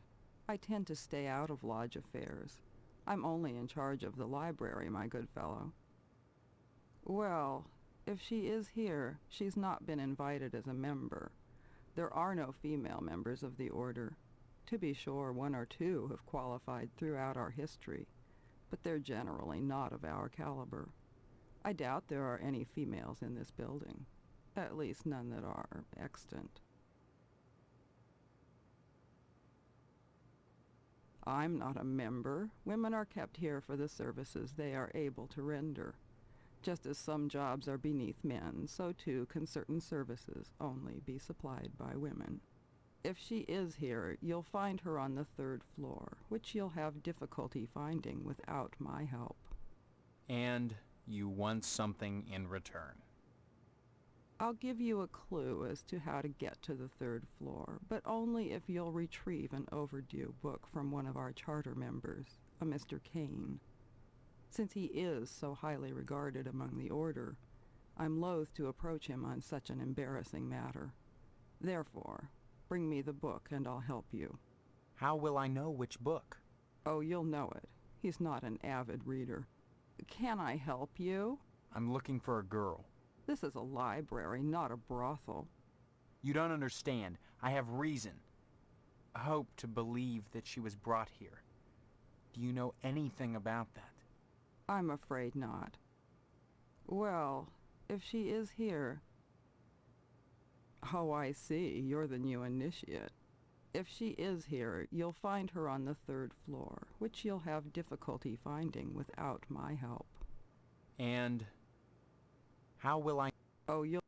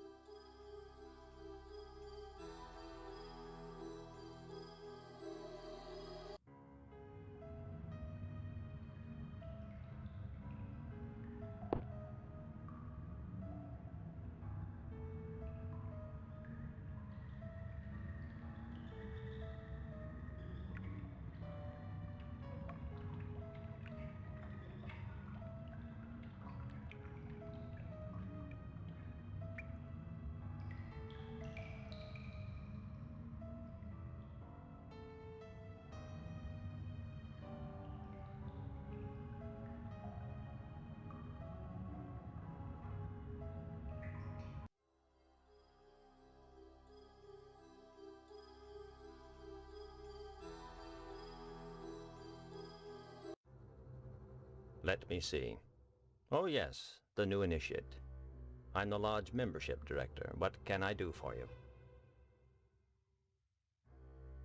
The Lodge is a traditional place, young man, and by tradition, when a young man is courting a young woman, he wins for her a Cupid doll at the fair. There is no fair within the Lodge. However, I have seen a thing which resembles a Cupid somewhere on this floor. Seek it out, slay it, and return here with a prize if you would seek your lady.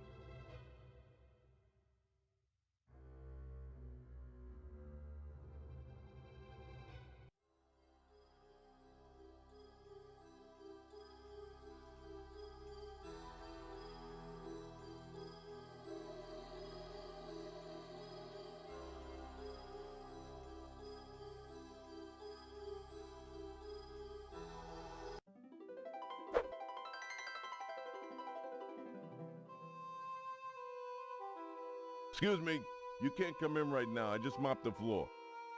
You think just because I'm a janitor I got no pride? That's all I got to do all day is clean up after you rich bastards?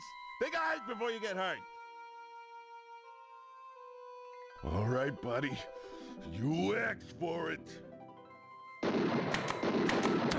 All right.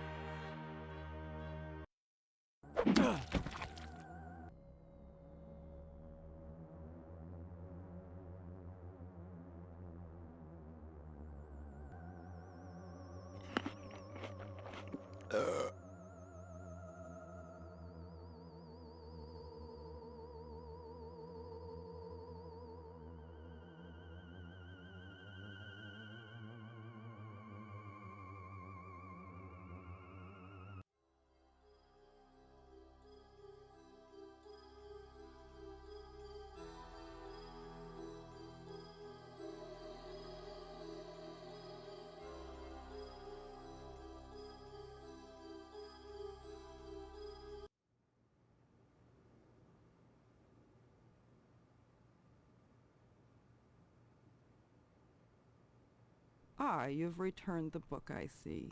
Thank you, young man. Feel free to look around the library for anything that interests you. You told me you'd help me get to the 3rd floor. Ah, yes.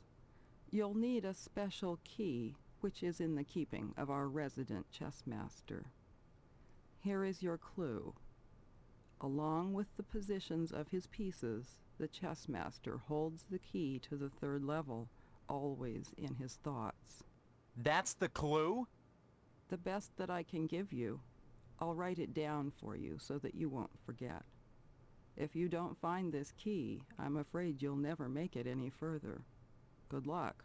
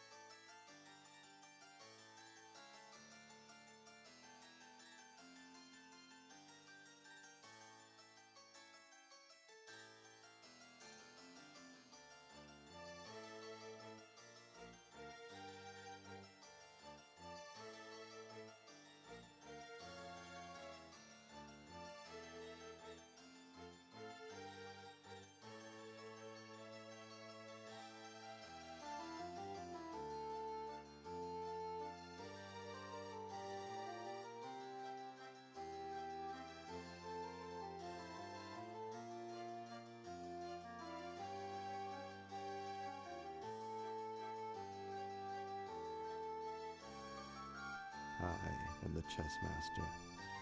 Any initiate who wishes to pass this way must do so over my dead body. Being a civilized man, I offer my opponents a choice. Solve my problem or fight me to the death. Do you know how to play chess? In that case, mate me and you may pass.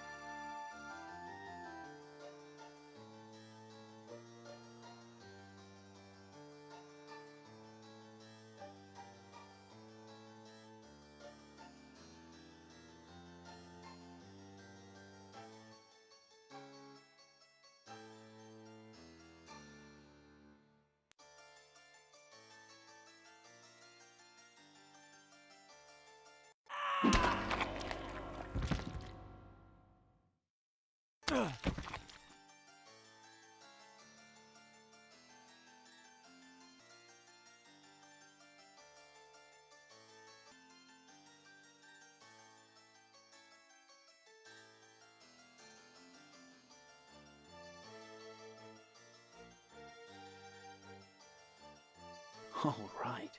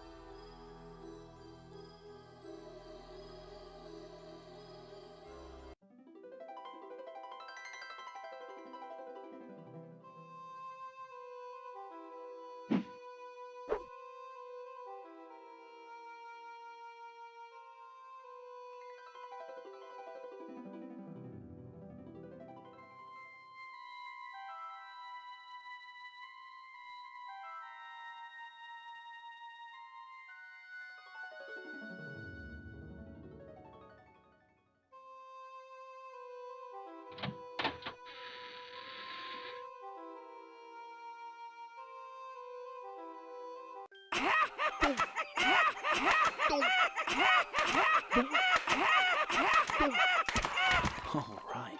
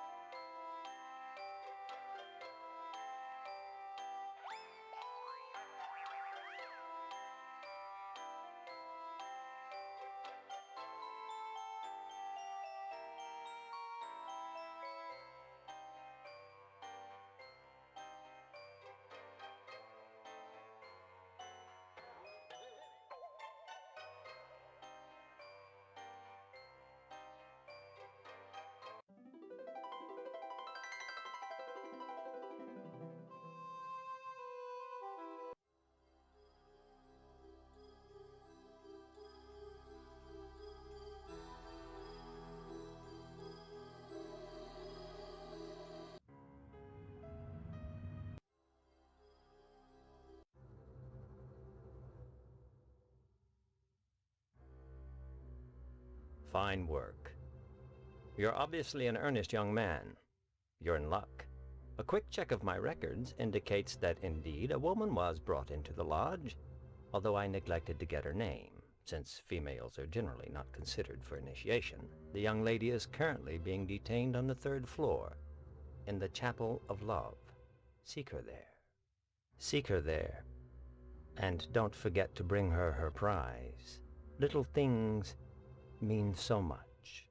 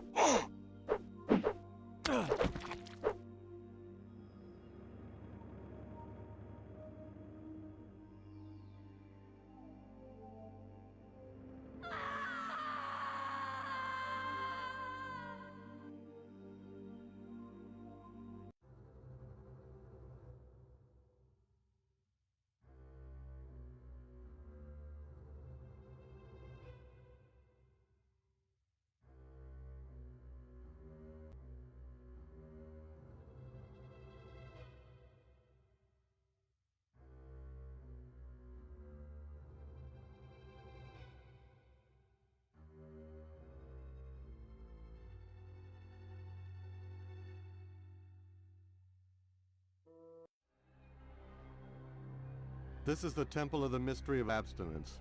Do not eat of the food or you will be punished. All within are hereby bound to a vow of abstinence.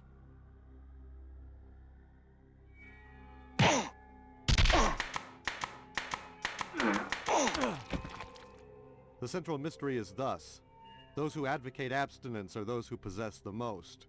It is to their advantage that you obey, not to yours. The meek shall inherit the earth when the strong are finished with it. Advance, initiate, and remember what you have learned.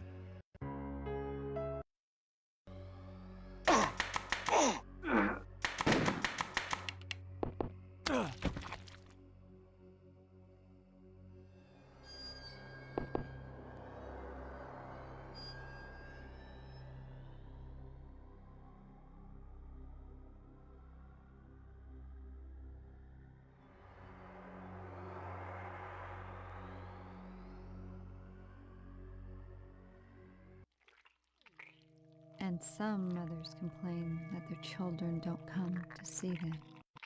Mommy, you're so good. You're so good. Shocked? This is the mystery of motherly love. Everyone says motherhood is fulfilling, when in reality, it's draining.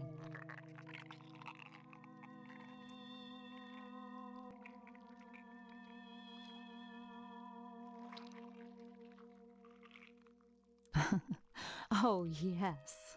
I'm such a pessimist. What you must think of me. You don't know the half of it.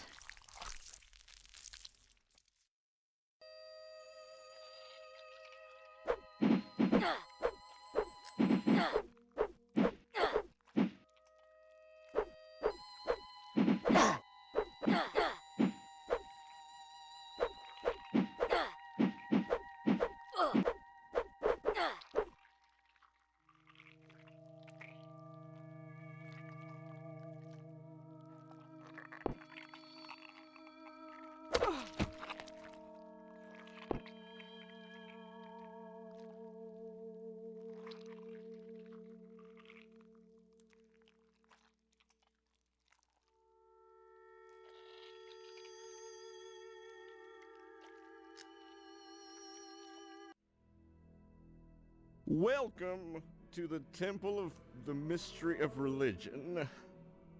The mystery is thus: those who preach love and mercy in God's name are often those who call for the death of heathens. Do you believe in God, my son? You are wise. His mercy anoints us all. And where doth he dwell, the Lord?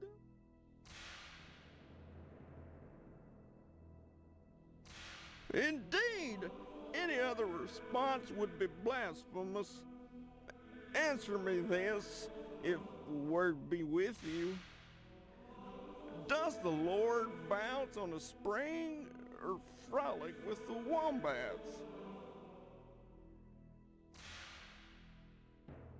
Yes, the fields of the Lord are rife with wombats, and he is their shepherd. Answer thus, if thou be virtuous. Doth God Almighty herd them with his staff, or with special imported wombat herding equipment?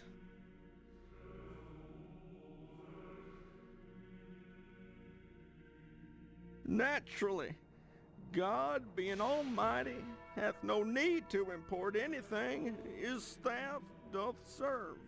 Now, I ask thee one final question, which is only known to those amongst the ranks of the saved.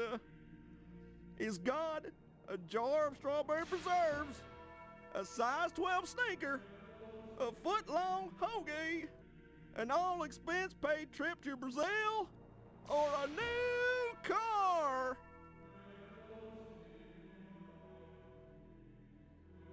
You are correct. pass in peace, brother. The Lord is with thee.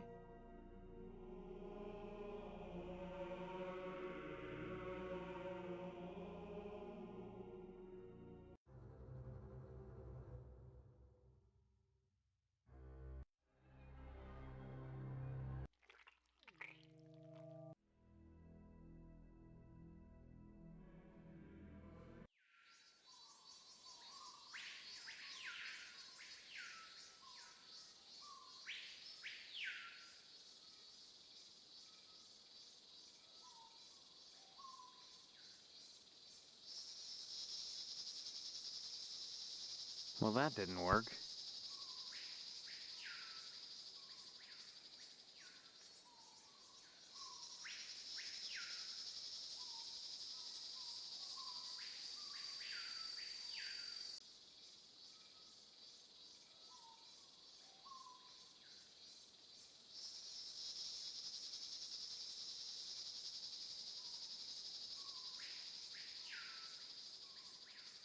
What do you want here?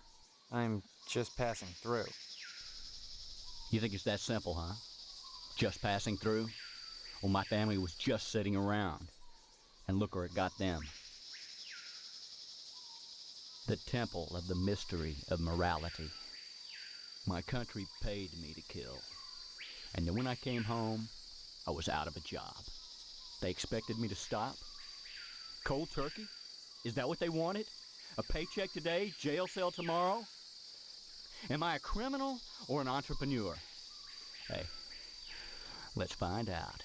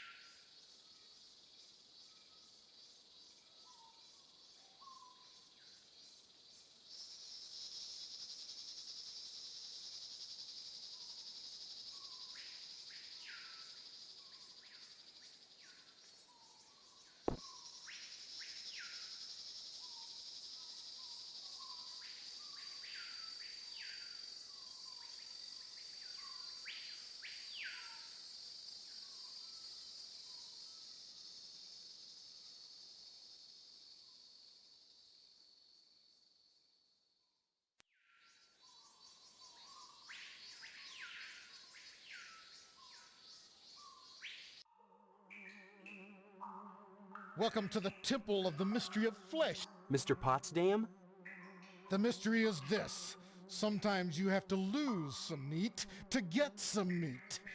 They wouldn't let me in until I demonstrated my worthiness. My invitation came after I buried Karen alive. That showed initiative. And her spinal cord was your ticket in, right? Yes, but to be initiated into the mysteries of the harvest, I had to do one last thing. I let them into the house and into Stephanie's bedroom. Sometimes you have to sacrifice meat to gain meat. The Order taught me that. Now I am a butcher. You should have gotten your dad to hire me on. That way, you could have been the boss, instead of the prime cut.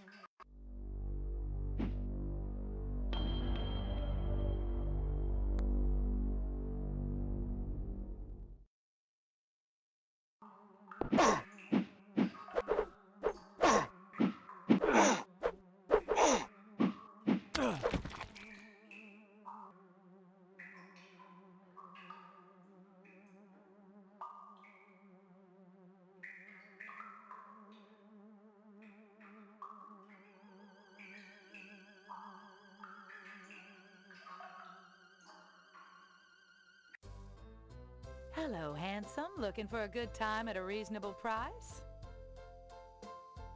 All right, that'll be $200. You're saying my girls aren't worth a lousy $200? You men are all the same. Such is the mystery of lust. So often the instruments of lust, as all instruments of higher pleasure, are condemned as frequently as they are sought after. I'd go on about the hypocrisy of a hedophobic society, but I think I'd rather just kill me a man.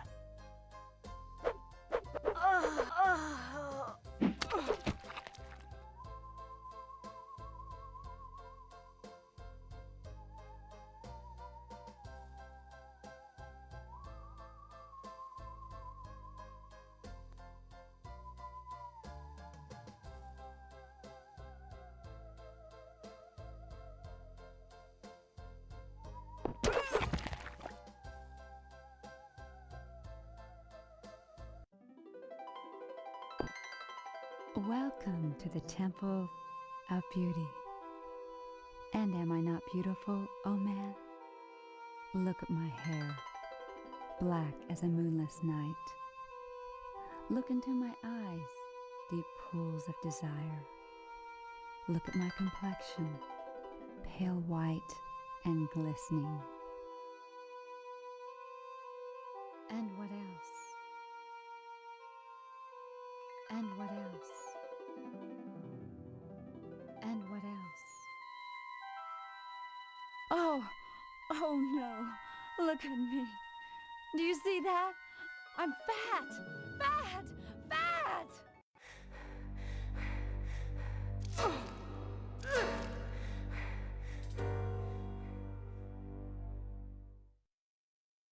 There. Am I not beautiful? Look at my complexion. Pale white and gleaming. Welcome, Initiate, to the Temple of the Mystery of Pain. The mystery is thus.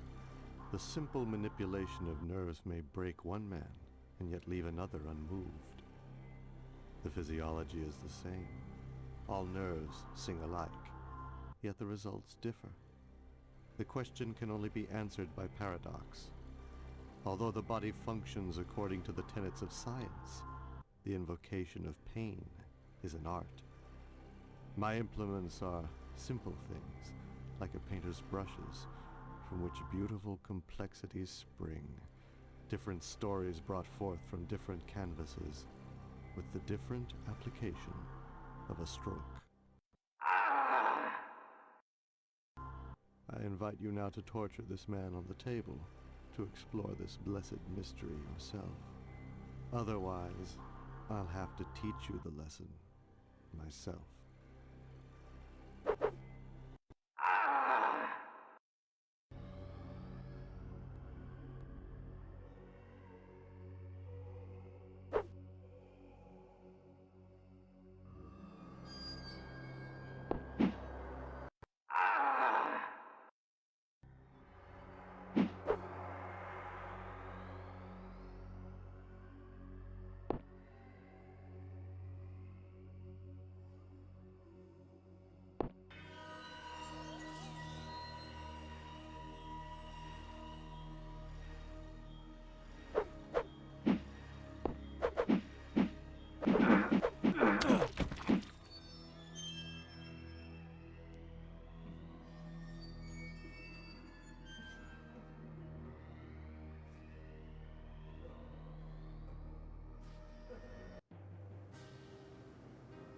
Welcome to the Temple of the Mystery of Charity.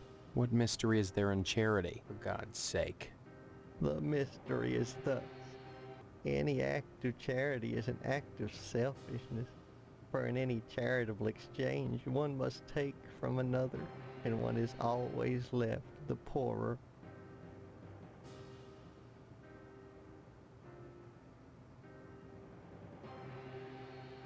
A feeling. Discouraging answer, Initiate. You see, though I am needy, I do not consider myself a beggar so much as a taker. I require charity, Initiate. Give me something. I'm a taker, Initiate. Allow me to take you there.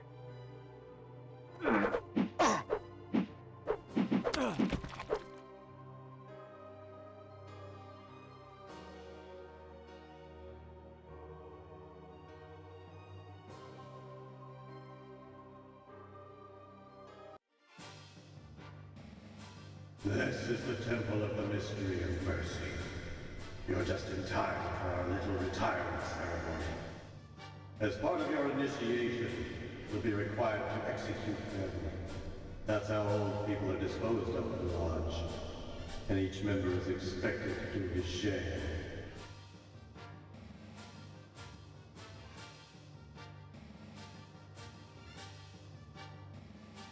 They're weak, but by retiring them, you advance yourself. Hold. They're begging you for mercy. Do you grant it? Then finish them, initiate. Thus is the mystery of mercy. Life is a competition, and mercy a perversion of the natural order. When you extend mercy to a competitor, you give him a second chance to beat you.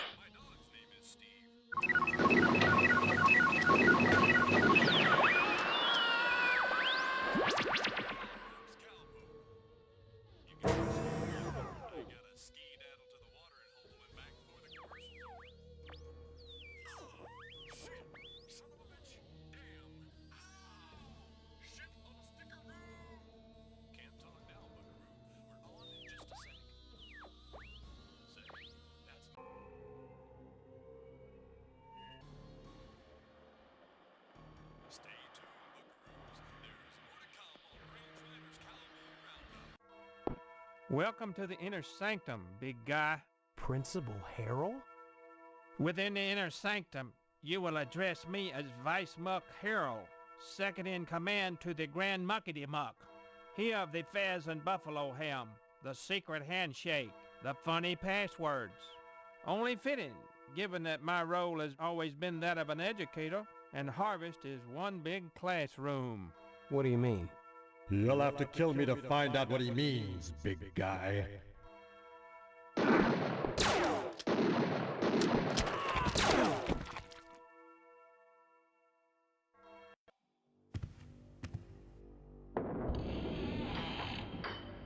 This is always a great moment when the initiate passes over the threshold and becomes a brother. Stephanie?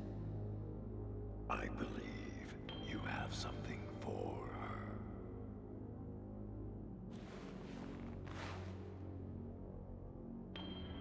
Ring the bell and win a prize for the lovely lady.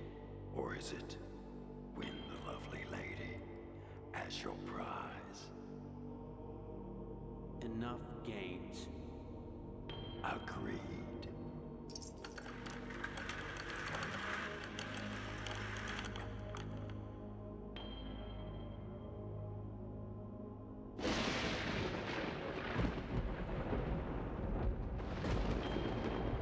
Each time you climbed the rope, you caused her pain, but you always hurt the ones you love.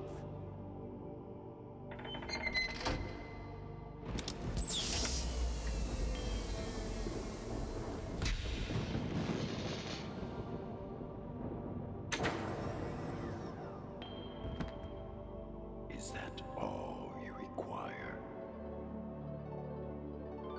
I want an explanation.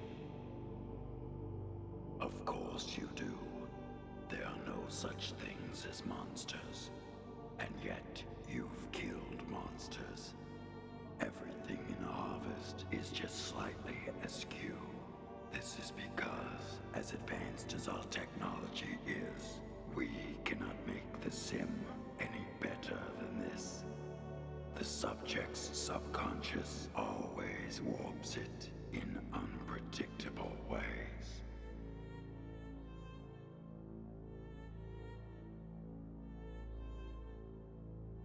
Sam? This is nothing more than a virtual reality designed by the Harvesters to test potential members. Having successfully completed the program, you have earned the right to become a Harvester. What the hell is a harvester? The hand that grips the knife that stabs, the ones who move amid the crop and harvest the fruit. You're talking about people. Killing people. Again and again and again, I believe the technical term is serial killer. The Harvesters seek to perpetuate terror and discord for our own purposes. We do this through the random utility of murder, and we persevere through our recruitment of initiates like yourself. You want me to become a serial killer?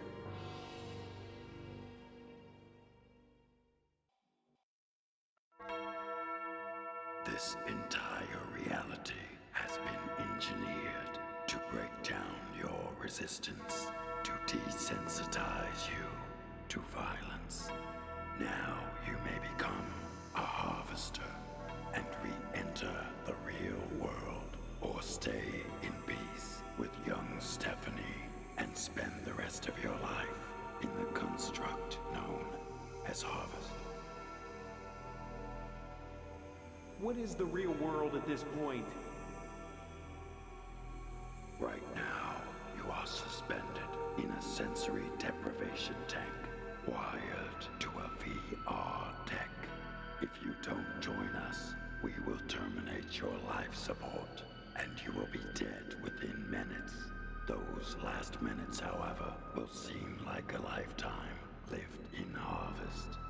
You will marry Stephanie and die peacefully of old age.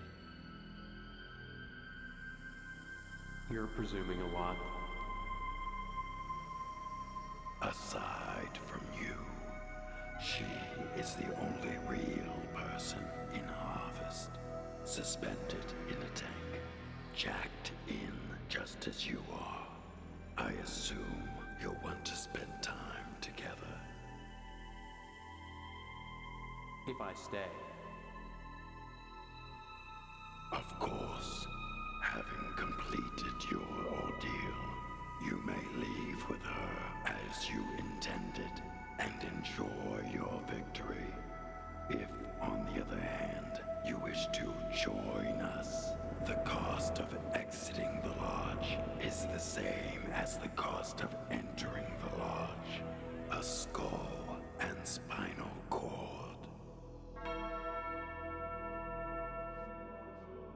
Hers.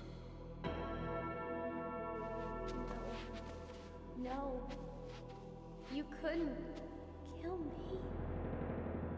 These harvesters, they put people through this torture to give them a taste for killing. The way to beat them is to deny them. To live out your life here. With me. You're thinking about killing me, aren't you? Didn't you hear what he said? I do exist. If you kill me here, I'll die for real. And I'll feel all the pain, all the terror, because I'm real. Well, after all, what's a murder without pain and terror? We will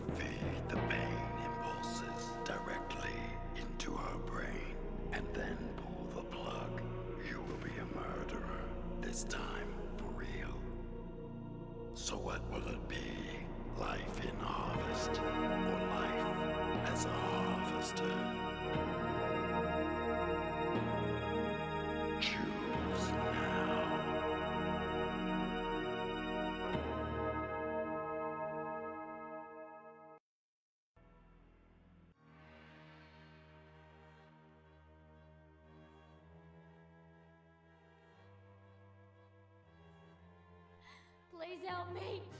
Steve, don't do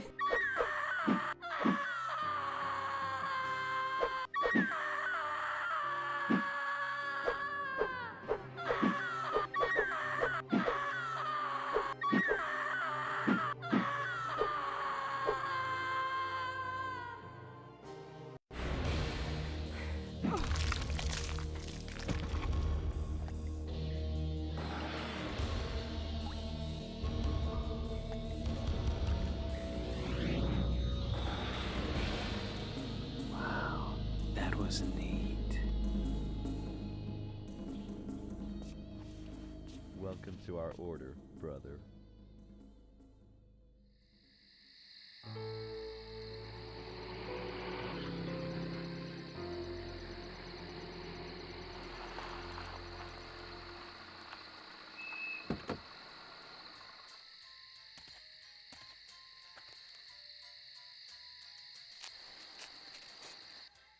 Where are you going? Nowhere.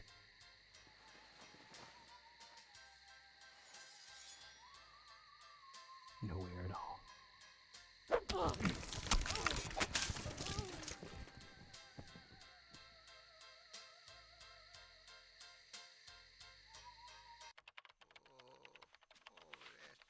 What are you doing, son? Playing harvester. That thing? I looked at it the other day. The very thought. Breeding serial killers. It's disgusting. It's cool. You'll rot your mind playing games like that. Don't you know people who watch violence become violent themselves? That's bullshit, Mom. No, it isn't. Why do you think they started cutting the violence out of those Roadrunner cartoons? Roadrunner cartoon. Roadrunner cartoon?